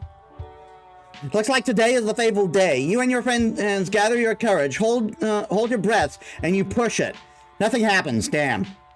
This can't be right. Push it again, and Metis, but do it right this time. You didn't know there was a way to push the button wrong, but fine. This time, you hit the button, and La Truba, you hit the. This time, when you hit the button, La Chupacabra begins to play. What the? Why? Is that all the button does? I don't mind. I like this song. Play it again, Metis. You hit the big red button again. A cannon pops out of your trunk and fires a cannonball at your opponent's car. Whoa, that was awesome. Shame it missed, but damn, still wild. Push it again, Metis. More cannon power. You push it again, and La Cucaracha. La Cucaracha. La Cucaracha. La Cucaracha. No poeta caminar. Not this shit again. Bring back the cannon.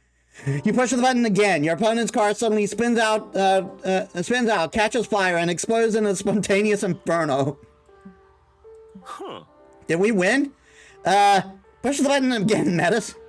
You do, and your car is filled once more with La Cucaracha's dulcet joy as you drive off. Aside from the manslaughter, the big red button turned out to be a big fun time. You gained +2 height. Sunshine opens the field of rolling wheat and pounding hooves. This truly is a horse's paradise. What the fuck is going on there? Science has proven that there are 3 key activities to do with horses. Question is, which one are you doing today? Ride, whisper, worship.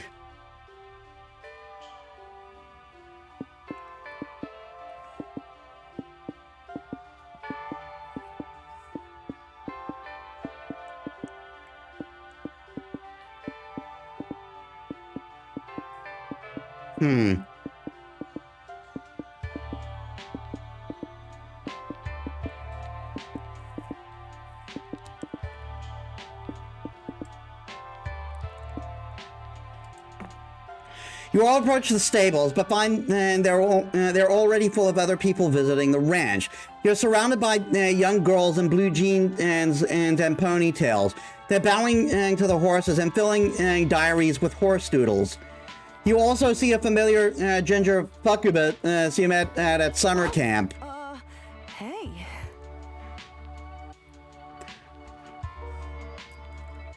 I'm assuming incubus or succubus, but they did fuckubus as a neutral term. Oh, hey there. Hi, Sawyer. Of course, Sawyer. Whoa, what's the weird stuff happening back there? Oh, it's the horse girls. They love worshiping the horses. It's weird, but I sort of get it. Horses are beautiful and gentle, and easier to talk to than people sometimes. I even consider myself a horse girl from time to time. Oh, really? But I thought, you know... Yes, for the most part, I prefer using non-gender terms for myself. So, non-binary character. Cool. It's sweet of you to remember. But I don't know. I like to think that horse girl sort of refers to a way of life. Like something that goes beyond gender. That's just me, though. It's not one size fits all. It's best to always ask first. You know what, Sawyer? No, I may not be a girl or a horse, but I think I might be a horse girl. Nice. So are you not joining the horsey worship with the other girls? Nah, they can get pretty intense. They say the worship grants some secret horsey magic or something. Touchdown! I'll try it. Now that I'm a horse girl, I'll honor the horsies by playing a magic basketball game. The magic basketball game horse with them. I'm sure they'll love to be included. I mean, horses aren't really known for their basketball skills, but sure, knock yourself out. Celebration twerk. Celebration twerk. I'll knit my new, equine overlords a beautiful saddle blanket. Except I'll knit it with my butt to honor them with my incredible booty. Okay then, Metis, are you getting in on this? Obviously, horses aren't even in the top 5 weirdest things you ever worship. How do you worship them? Scream horse until your throat gets, hoarse. To show loyalty, kill the horse's natural enemy, Travis Packard. Fucking Travis Packard. Is that a reference to something? Do the horse girl pack. Complete devotion by braiding your hair and filling 1,000 notebooks with drawings of majestic horses as an essay on how much you love them. You grab some notebooks and get to work. You fill thousands of pages with equine doodles, poems, and heartfelt essays about your horsey overlord. I love horsies, you right? You really, really love horsies. I love them so much. Probably one or two more or less than I intended. You love horsies ever since you started. You stared into the soft, soulful eyes of your friendly horsey and knew that this majestic creature understood my very soul. Horsies are pretty. Their manes are so shiny. Their legs are so strong and supple. I love the way their flanks ripple and undulate as they gallop. Am I fucking blitz? What's going on here? I wish I was a horsey. Then I would be free to gallop through the grasslands. One with the wind, and I wouldn't know about taxes or high expectations my parents put on me. Or nay. I drew the picture of me as a horsey for you. Please, horsies, accept my worship and let's be BFFs. XOXOXO Metis. And that's cool. There's actually a different... it's actually the... It's actually based on your character. You show the horse girls your work. They're pleased with your offerings, and they prepare you for the horsey altar. Your hair is beautifully braided. You're outfitted in jeans, riding boots, and a sequin and covered jacket. You kneel before the horsies, spread out your diaries, and kiss their sacred hooves. You love it. Cool. Are you done now? Because we were supposed to get back on the road like hours ago. Oh yeah, now that you only now do you realize you lost two height, one mind, and one stamina. I was hoping not to lose the mind. Because you spent all day fantasizing about being a horse instead of eating and being normal. At least Metis got +4 magic from the horsey thing. As thanks for being obsessed with them. Now we have gas for the car.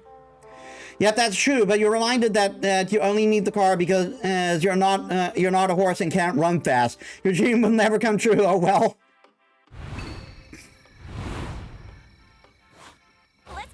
charged. So many places to go. Scott? His grandma. My grandma was the best. She took care of me and my cousin when our parents left. She's tough as nails. Imagine raising a whole wolf pack by herself. We have other relatives too, but she's like the glue that keeps everyone together. Like she cooked gigantic, delicious meals to feed us all. One of my favorites is pasta with pesto. Isn't pesto pasta? It's an impressive pasta dish. The key to it is her secret sauce. It's green. A true mystery, you could say. She's also super wise, bro. She has lots of clever sayings and proverbs. She shares with us. Stuff like, don't judge a book by its cover, or Scott, stop putting those tennis balls in your mouth. They're not edible. Much wisdom. She's the one who told me that it's okay if I'm not a very smart man, as long as I try my very best to be a very good boy. She says smarts or bravery, they are flashy and all, but kindness is really what matters. Always try to be a good boy, so Grandma's proud of me. She most certainly is, Scott. Thanks. You two sit in a comfortable silence, looking at the stars.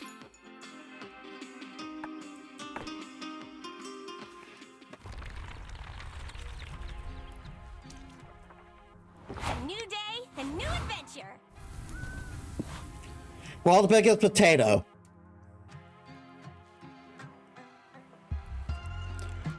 I could use more mind. 90s action movie city. Gotta get more hype.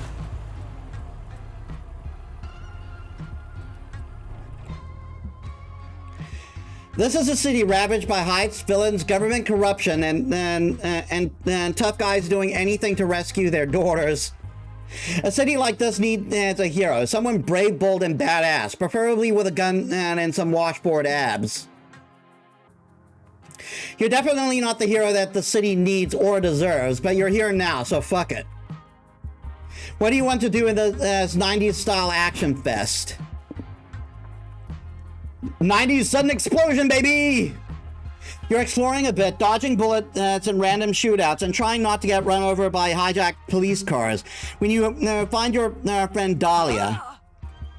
Whoa, what are you guys doing here? Haven't you seen all the bombs and car chases going on? The city is really unsafe. Hey Dahlia, this place doesn't look dangerous. It seems fun. What are you doing here? The hero this city needs. Well, I stopped here to ask for directions, but then through a series of incredibly unlikely action-packed events, I became the hero the city deserves. Last week I dismantled the local terrorist organization and beat up a sniper who was going to shoot the president while he took a bath. Yesterday, I saved a little girl who was stuck inside a demolishing skyscraper. Today, I'm scheduled to defeat a terrorist who's gonna detonate a bomb at the airport. But I'm kind of in a pickle right now. I was gonna take a bus to the airport, but my bus got bomb planted, and it got a bomb planted at its engine that'll detonate if the bus drops below 50 miles per hour. So they couldn't pick me up. Oh, I got it. We can take you to the airport. We got the car. We got a car, and I want to go on an action adventure too. Scott, I love you, but I just don't know if you guys are cut out for 90s action movie for the action movie protagonist lifestyle. No way, I can totally be a grizzled, thick-skinned, and action hero. There must be some way to prove it to you. There is one way. There's one thing a true action movie star never does. Look at an explosion. Looking at explosions is only for secondary characters who are there to look shocked or sad and make the protagonist seem more badass by comparison. So here's the deal: if you can go an hour without looking at an explosion, and then also refrain from dying in a shootout or a car chase, yes, you can hang with me. Deal? Deal, but not looking at an explosion is gonna be hard. How will you keep your eyes off those fiery infernos so Dahlia will take you seriously? The problem is explosions are too eye-catching, but more so but no more so than a Superman Fun Magic iBook. Order one and spend the rest of the day looking only at the hidden images. Don't let the explosion catch your attention. Go for the kill and leave the explosion on read. You follow Dahlia around the city while she busts up gunfights, parkours through laser security systems, and blows shit up. Explosions are happening, but you're totally unfazed. It's to worrying degree, I might add. People are dying, Metis. But you don't care. You don't even check your phone as it vibrates constantly. Don't you hear your phone going off, Metis? Someone's texting you. So what? I'm too cool to take calls. I respect your commitment to the bit, but I have to know who's trying to get a hold of you. Give me your phone. Whoa, it's the explosion hitting Metis up. This is one needy atom bomb. Hey, cutie, you up? I think we'd be hot together. You light a fuse in my pants, baby. Oh my God. Wow, you're just ignoring me, huh? Did you not like my puns? I can change. Fine, ignore me then, whore. You're a whore. The explosion's a fucking incel. Okay, I didn't mean it. That you're not a whore. I'm just going through some stuff right now. I'm sorry, you're not a whore. You're a beautiful angel. Please love me. I'm so alone. You're not going to text it back, Metis? Not even to reject it? You take your phone, unlock it to look at the text, and then leave the explosion on read. It'll certainly send a message. Wow, you ignored an explosion like it was nothing. You're one badass motherfucker. Rock. And an emotionally healthy motherfucker. That explosion would have burned you, psychologically and literally. I love your self-respect. You slide on a pair of sunglasses and walk away from that bad relationship in slow motion with a sick guitar riff in the background.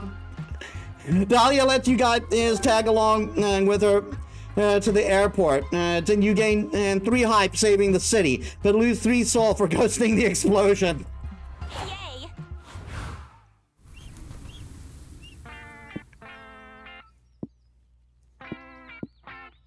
Yay.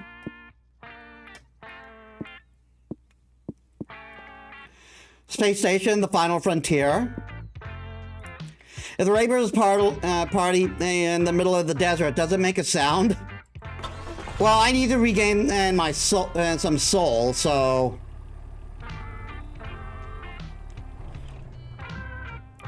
In the middle of the desert, Ravers and partygoers have gathered to dance their cares away. You're drawn to the blurry figures in the crowd, ethereal beings who look like they were made out of party. Is this the party ghosts? Time. As you behold them, you wonder, how should you milk the vibes of this rave? Find the best rave spot. You're all searching for the best spot to party when you're approached by 3 smiling spirits. Polly, you made it to the rave. I'm so glad you're here. Yes, it's great to see you.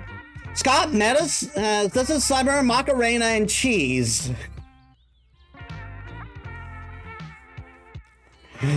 Is that a reference to songs or some shit? Cause like, who the fuck remembers the Macarena? How that thing took over, like, was it the fucking 90s? They're the ghosts of parties past, and oh boy, they don't know how to get down. You bet, it's our unfinished business to make sure you guys dance, drink plenty of water, and have a bitchin' time. That's awesome, we were just trying to find a good spot to party. Finding the perfect spot is so important. You gotta find in the middle ground in the party where it's not like overcrowded, but you're also not dancing alone, you know? You also want to be so close as close to the bar to order drinks, but not so close you're standing in beer and piss all night. Also, consider proximity to the DJ. Not so close that you mingle with the lame DJ groupies, but close enough to get the coveted DJ nod of acknowledgement. Ah, the DJ nod of acknowledgement. It's like, you really get the vibe. Great job. It'll probably take 30 to 60 minutes to find the sweet spot. But don't worry, it'll be worth it when we're partying in that spot for the next 72 hours straight. Okay, I'm ready to take this journey. What about the spot next to it? Is it a good place to start? The ghost of parties past examined the spot. Levels and barometers, making calculations. Holy shit, this is it. It's the perfect spot. It's like the perfect spot. It's like the perfectest of the perfect spots. Give me a hug, puppy boy. You're the bestest. Scott beams and wags his tail. Then suddenly he clutches his stomach. Oof, I'm sorry, guys. I got so excited about the spot that it made me have to pee. It's okay, Scott. No worries, buddy. Want me to take you to the porta potties so you don't get lost? Nah, I can do it alone, and I've got a good sense of direction. You guys enjoy the perfect spot. I'll be right back. Scott leaves and you party hard. You party so hard an hour has passed before you realize he still isn't back. Shit, should you try to go find him? Rookie mistake, my dude. If you leave the spot, there's almost no chance you'll find it again. We'll just have to leave. We can't just leave him, though. Surely you can come up with a creative solution to find Scott, Metis. Start a conga line in the perfect spot and dance your way to finding Scott. You can later trace your way back to the conga line's origin point. Hire Watts Solomon, an hard-boiled party detective. So that's obviously money. That'll cost stamina.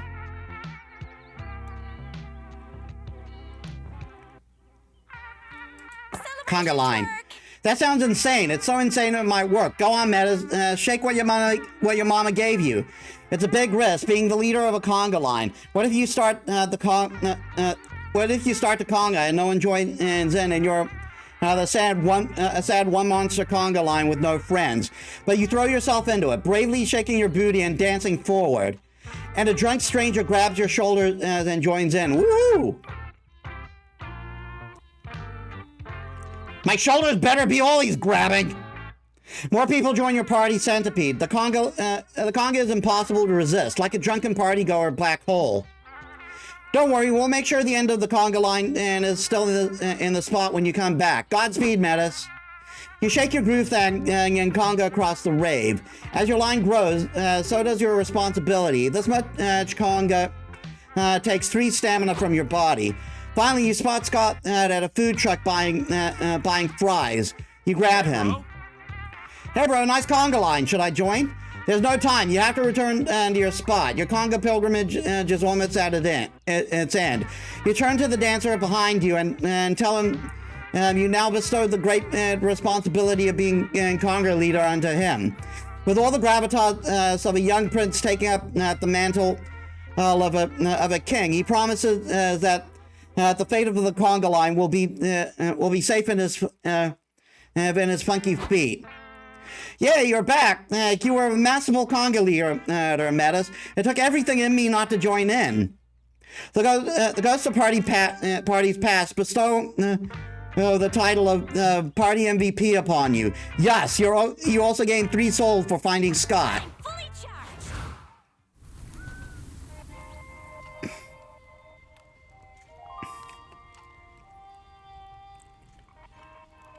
Who wants to be a millionaire? Wealthy mansion.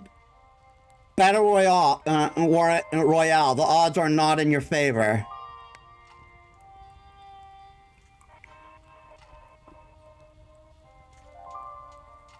Not a fan of battle royales.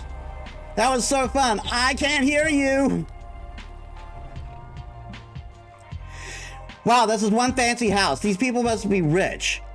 There's a sort of unsettling vibe in this place, but that's probably just what being rich feels like. Curls? Now's your chance to barge in and see what billionaire living is like for yourself. Well, what interests you the most?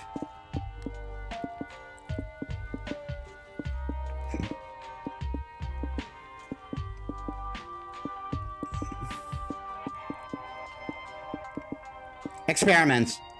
You and your friends ring the manor doorbell, and a wealthy woman dressed in furs answers. Oh, hello, she says. Are you here to look after Grandpa? Oh, we're not trained to care for old people, really. I don't care. He's driving me nuts. I'll give you 3 money to look after him. Follow me. Okay, you're taken into a dark, shadowy basement where you find an old man using a circular saw. Ah, visitors! Come in, come in. And it's so nice to meet you. Splash Kaboom 3? It's a fucking mashup of Crash Bandicoot and Sonic the Hedgehog. PlayStation. Nice to meet you too, Gramps. You sure have a lot of old Splash Kaboom games lying around down here. Oh, I have much more than just the game. I'm the biggest Splash Kaboom fan in the world. Let me show you some of my work. This is Crimson Darkheart, my original Splash Kaboom character. Do not steal. He's Splash's best friend and oozes class, sass, and radical charm. Chimera, electrical power, dragon tail, horse legs, lion paws, crimson eye on right, unicorn horn. I see, this design certainly is creative. Yes, isn't Crimson amazing? He's just the sort of guy you'd have to know in real life, don't you think? Maybe someday. And this is Crimson's loyal steed, Excelsior the Ghost Wolf. All the best OCs have minor OCs attached to him to build lore. Wolfhead speaks Italian. Ghost head on his ass. Wolfpath. Bat wings. Bloodlust aura. Huh? This is a really weird looking horse. You know, you get are remarkably similar to Excelsior. Almost as if you're two halves of a whole body. Oh my god. Is it a different one each time? Oh no, it wouldn't be. Because you can't go on with anyone else. As if God put you in my lab that I may stitch you together and make my incredible steed a reality. Pump the brakes, Gramps. Loving your OC's one thing, but doing amateur surgery to bring your OCs to life is a step too far. Shh, don't worry, it'll all be over soon. Stay here, I'm going to get my forceps. I have a question. Psst, Polly, is it just me or is it starting to get weird? No shit, it's getting weird. Grandpa wants to stitch us together into a cursed OC chimera. I love you guys, but I'm not spending the rest of my day unlike son and Scott's butt. That is where he put the head. We need to escape, but we'll need a distraction. Tell Grandpa to explain in great detail the good old days of Splash's early seasons. Do your best to teach him how to use the internet. That's where Splash lives.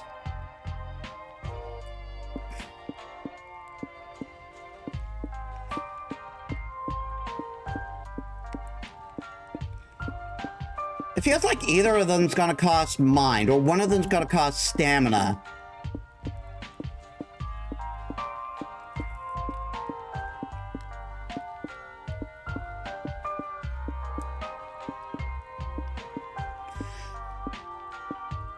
I have slightly more stamina than I have mind. Oh!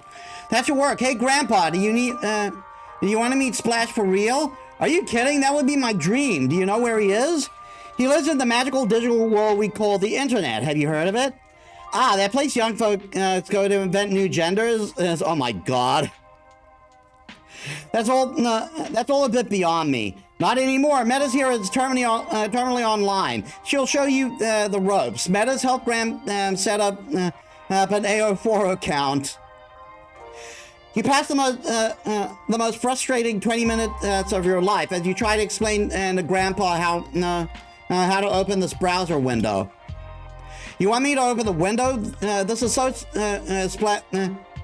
is it so Splash can enter through the window? No, I mean the window on this computer. You just need to click the browser icon. Click? What is click? Splash doesn't make clicking sounds. His voice is radical and devil may care. Okay, that's enough distractions. One more second of this and I'm gonna lose my mind. Scott now! Scott hits Grandpa across the head with a chair, knocking him unconscious. You all run for the exit. Wait, bros, this isn't the way out. This is a dungeon or something. From the shadowy corner of the dungeon, a bleeding, shambling, and stitched-together creature trudges towards you. Help me! What the Kentucky Fried fuck is that? You guys gotta go fast! The exit's at the stairs. Hurry before you end up like me. Never have you fled a room so fast. Time to express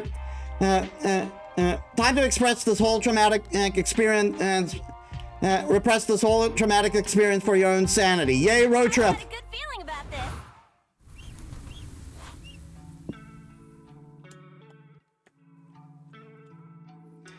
Doom's Diner I can go to get mined.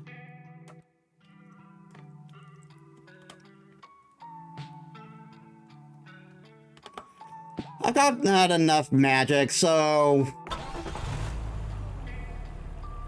I think I came to this diner before. You read about this diner in the listicle... you read about this diner in the listicle 10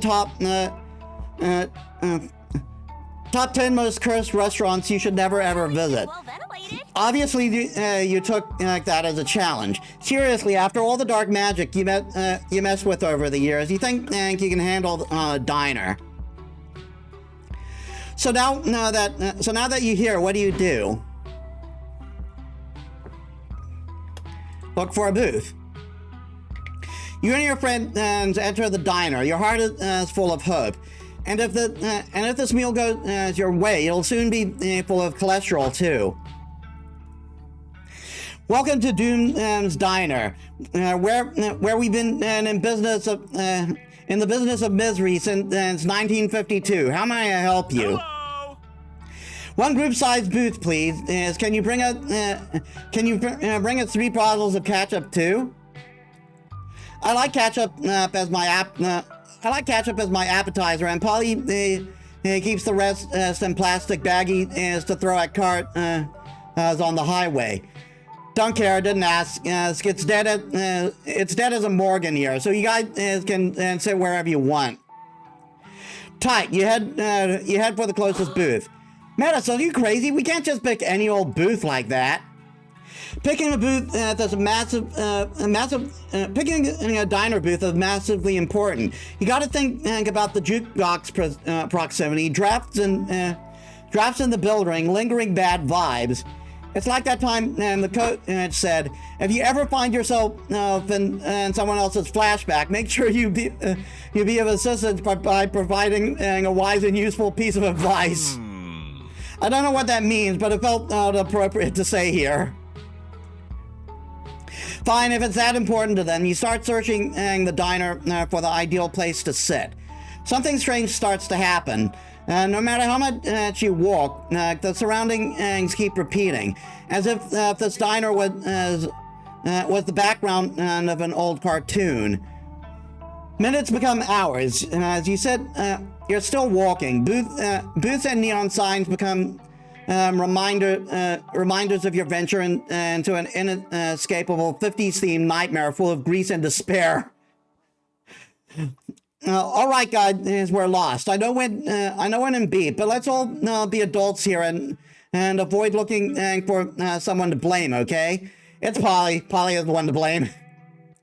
But that's not important. The important thing is being the person and to thank once you lead your friends out of the diner. Make a blood sacrifice to the diner god. No time to lose. You stab yourself in the leg and get some of that sweet sacrificial blood. Metis, you seriously need to stop solving all your problems with blood sacrifices. You can only offer so much blood. I like when she does the chanting part, though. It's sort of soothing. Yes, exactly, the chanting. There she goes again. I'm telling you, if you're not keeping all that blood, we could at least be doing way funnier things with it. Polly is eye-rolling while Scott hums in sync with your chants. And is he dipping a fry in your blood? Fools, they do not appreciate your sacrifice. The diner god will surely forgive your lack of faith when he sees your bountiful their lack of faith when they see your bountiful offering. What's happening? Why are you bleeding everywhere? You're not allowed to bring outside blood in, and we're trying to run a business here. The diner god, he has come. You throw yourself at his feet, begging for assistance in binding the boot. In finding the boost most holy. Don't mind Metis, it's just blood loss hallucination, and this happens a lot. If I show you guys the exit and give you some free burger, will you just get out of here? Praise the diner's boundless kindness. You get out, which gives you +3 mind as you escape the diner maze, but you lose +3 stamina from all the blood loss. Recharged. Going for the date ending. Time for some leg stretching. Workout. Workouts are the best. My muscles are my little friends who keep me company all day, and I must feed them with workouts. Some of them are not so little. Right? That's a sign I'm doing my job right. I do my best to cover all the muscles. Like right now, I'm doing my daily dose of banter to keep my tongue muscle big and healthy. Deciding what workout to do every day is a challenge in itself. There's so much stuff to choose from. There are workouts hidden in the most unexpected places, like chasing a car or hugging your friend. Who'd have thought? But you need to be careful, because sometimes you think a workout idea is super cool, but it turns out to be bad. What if the super awesome idea was actually dangerous all along? You could hurt yourself for others, like other people or even your own muscles. You want to point out that hurting your muscles will fall under hurting yourself and not hurting others, but you pass on this one. Also, wouldn't hurting your muscles to a degree means it's working? I need to be careful, bro. Being this buff is a huge responsibility. Being a buff boy should never come at the cost of being a good boy. Of course. So I need to be smart when thinking of workouts to do. I need to be thoughtful. But you know, I'm not super smart. So sometimes I run out of new workouts to try. Maybe I could help. Do it. That'd be great, bro. Let's brainstorm. What workout could I do today? We could even work out together afterwards to test our muscular ideas. Help Scott while holding his sweaty, muscular body close to you. That sounds like a plan. Would it be okay if whatever we come up with isn't too complex? I don't know if you've noticed, but I get, confused easily. Of course, I'm sure we can think of something simple that doesn't put anyone in danger, not even yourself. Awesome, bro. Gotcha. So, what about any workout, kicking a waterfall, push-up, ups under augment to gravity, and finding a lifelong rival to be your nemesis? Nice DBZ reference, but that's not it. You can help by spotting Scott while he works on a muscle he can't see for himself. It's butt workout. Lifting a whole tree. I think it's that one. Okay, then, butt workout. Wait, butt workout, that's genius! But workouts are great. You need strong glutes to help you walk upstairs or hike. But do butt workouts every now and then. I do butt workouts every now and then, but I'm always a bit unsure if it's working, since I can't check my butt muscles myself. It makes me feel kind of bad. I don't want my glutes to go unattended. Would you really be down to keep an eye on my butt cheeks as I work them out, bro? Yes. Bro! You're such a good person. And can I confess something? Always, Scott, always. I've seen you always staring at butts and talking about butts and even sometimes drawing butts. Guilty as charged. Well, I don't know. I think you're cool, and I always thought it'd be cool, well, if you liked me. So I imagine having a strong, handsome butt would be a good first step. But Scott, your butt is already incredibly handsome. Your butt is so handsome it could host a fundraising gala or a movie award show. You mean it, Metis? I've never been more honest about anything, Scott. Ah, thanks. Although Coach says that growing complacent is the worst type of growth you could pursue. Even if you already find my butt handsome, I must keep improving my butt to reach even higher handsomeness. And we'll keep spotting to look at that butt. Good idea. That's the spirit. Would you help me with this? Would you help me while doing intense butt workouts? I was born for this, Scott. I was literally the one who proposed it just now. Let's do it! Perfect. Hold your hands here while I do this, and keep count of how many times I do this with my butt cheeks. Can you do it? It'll be hard to stay focused on the count while staring so directly at Scott's butt cheeks, but you'll do your best. Here we go. This is the horniest one yet. You spend the rest of the night helping Scott with intense butt workouts. You've never been so attuned to his buff, handsome butt as you hold it firmly close to your face. What a dreamy night. Yes. Fulfilled.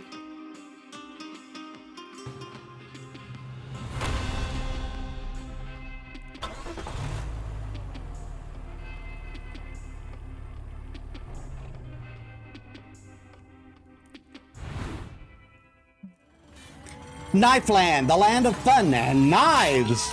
You ride all the rides twice. They're awesome and deadly in equal parts. There's not one but two free falls. There's the pit full of spikes and the guillotine, which let you keep a severed head as a silly memento. There's also the blender, the pendulum, and a volcano. You're still unsure if the volcano was supposed to be a ride or if it was just a random volcano that happened to be there. And there's the murder mansion, and with there's the murder mansion with actual murder. Stab cam. So much fun, and you even managed to survive, which is a big plus. Knifeland forever. And that's not all. Knifeland, finally.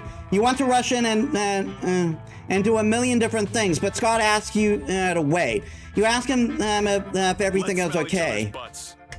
I wanted to tell you that your hair looks really food today. What? Really good. I mean, really good. Thanks.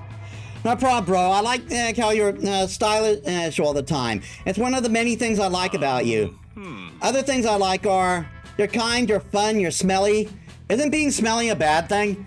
Not at all. You smell a lot, and I really like the strong smell you have all the time.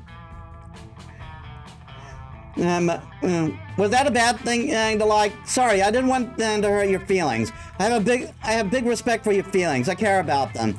Scott stares at his hand, clearly reading something. Scott, are you reading something on your hand? What? No, not at all. Did he take notes? What would I be reading on my hand? So silly. No, I can't lie anymore, Metis. I'm reading the super smart advice his coach gave me the other day when I asked him for advice on how to tell you how I feel about you. It was such smart advice, bro, but now it was really hard to read and I messed it up. Dang it, I'm a dum-dum. Ah, you're not dumb. I think you're adorable and kind and considerate. And I think your confession was a touchdown. Really? You lean closer to Scott and kiss him. Really?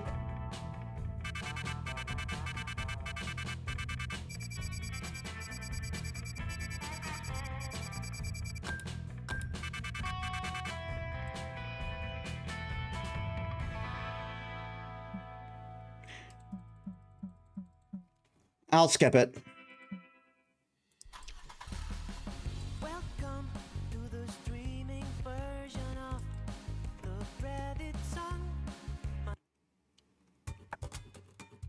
Destinations have more to offer now. Go check the destinations guide. So I guess you unlock new things for for unlocking. Well, first,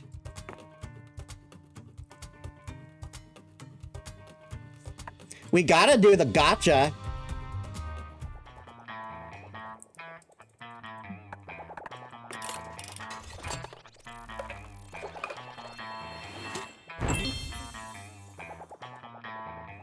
I bet you'll have fun with that one.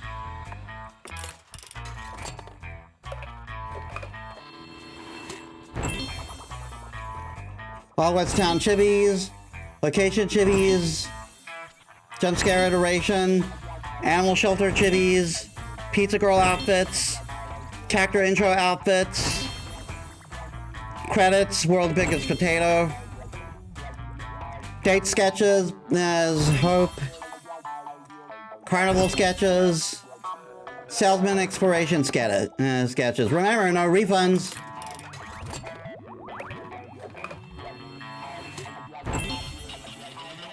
Location exploration, Wig Museum, Persona, art exhibition sketches, bench sketches, Crystal Rat sketch, MVP and Green Dominion and exploration sketch, destination sketches, Merkingdom, Doom's Diner Chibies, Colonel Grumpo and Simon and Soup background sketches, Jacqueline concept exploration.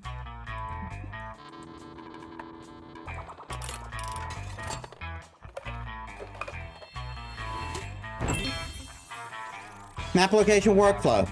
Oh, that's a good one.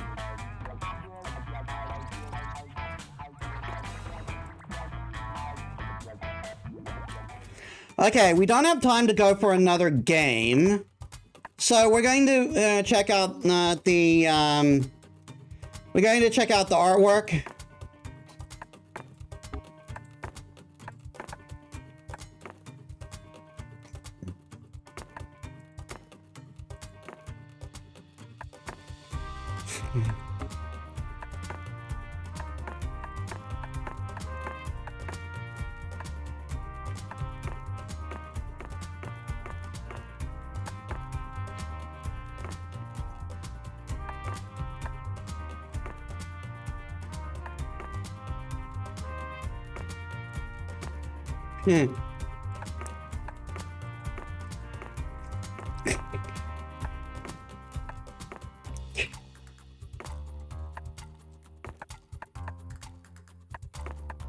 Doom's Diner.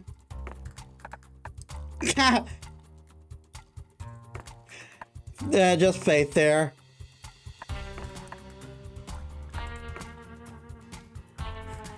Cold ice.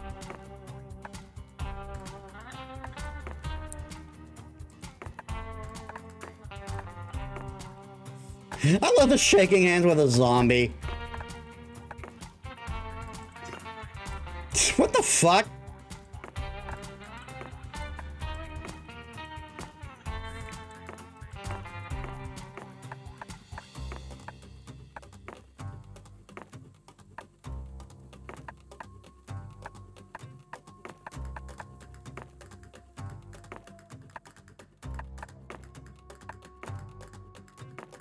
The horses, man. The party ghosts.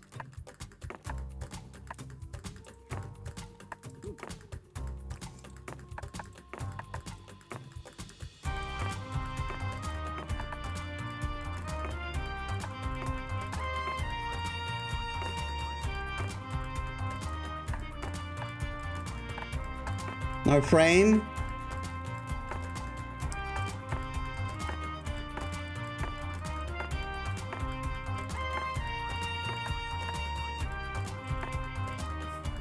Oh, that's the ink guide, his horse sketch.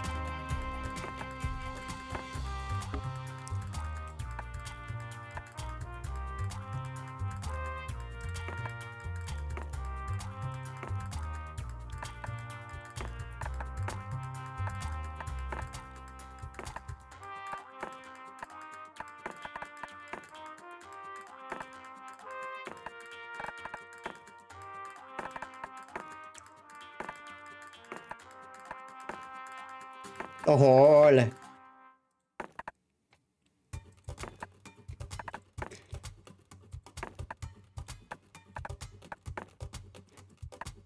I wonder if the whole is like a low-key reference to Gravity Falls. Anyone seen that?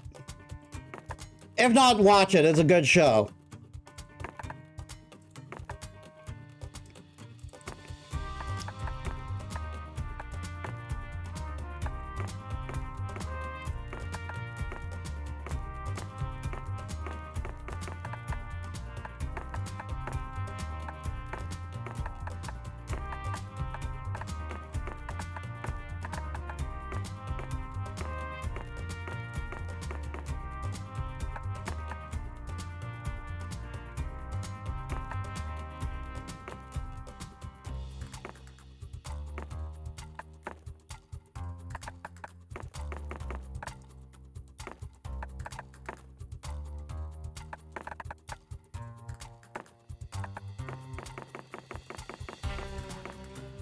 God damn.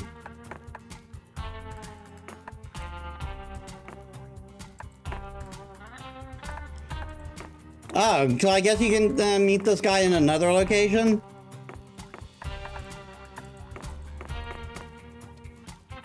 Oh, his gear makes faces too. That's great.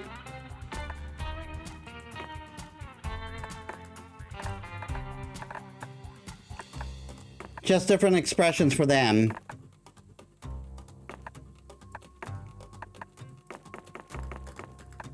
Our non-binary Cubus.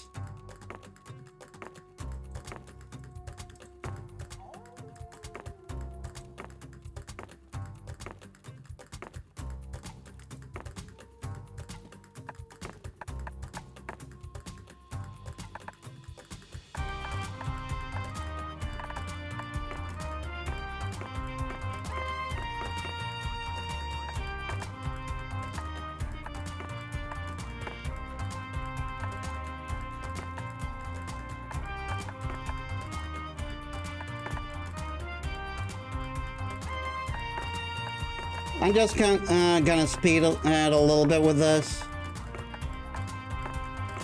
Because this one has a lot of pages.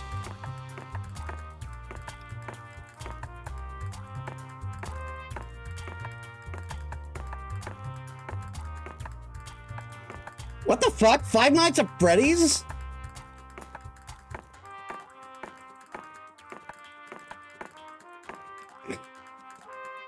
Foot Rock Tour.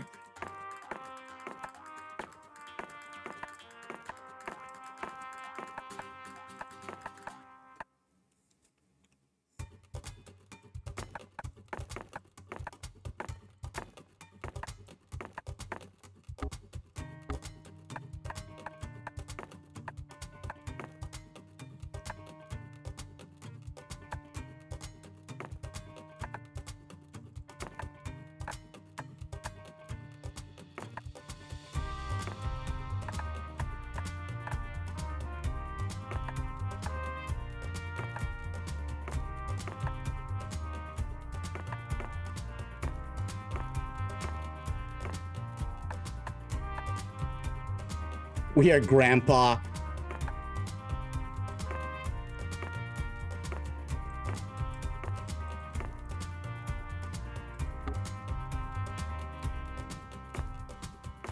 There's still one I haven't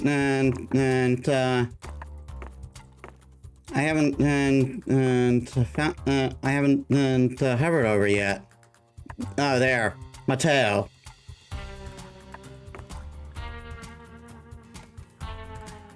Well, we don't really have enough time for another game, so I'm going to have to quit there. This game was a lot. This game was a lot longer than I was expecting it to be. At least for one player. So, oh, what? Let us set up a raid.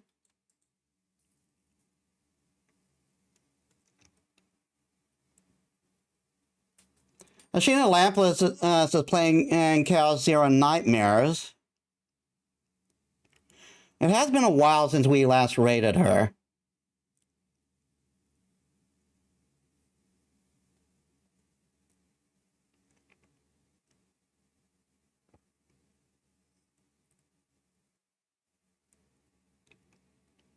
We got Shadow Weaver is playing Helldivers.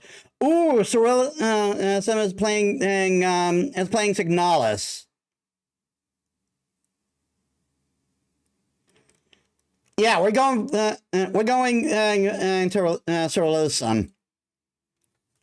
All right, so thank you all so much for watching. I hope you all enjoyed. If you like my stuff and you haven't already, please leave a follow. It helps me as a small VTuber. I upload all my stuff on YouTube. If you're watching there, please leave a like, comment, and subscribe. That it helps me too.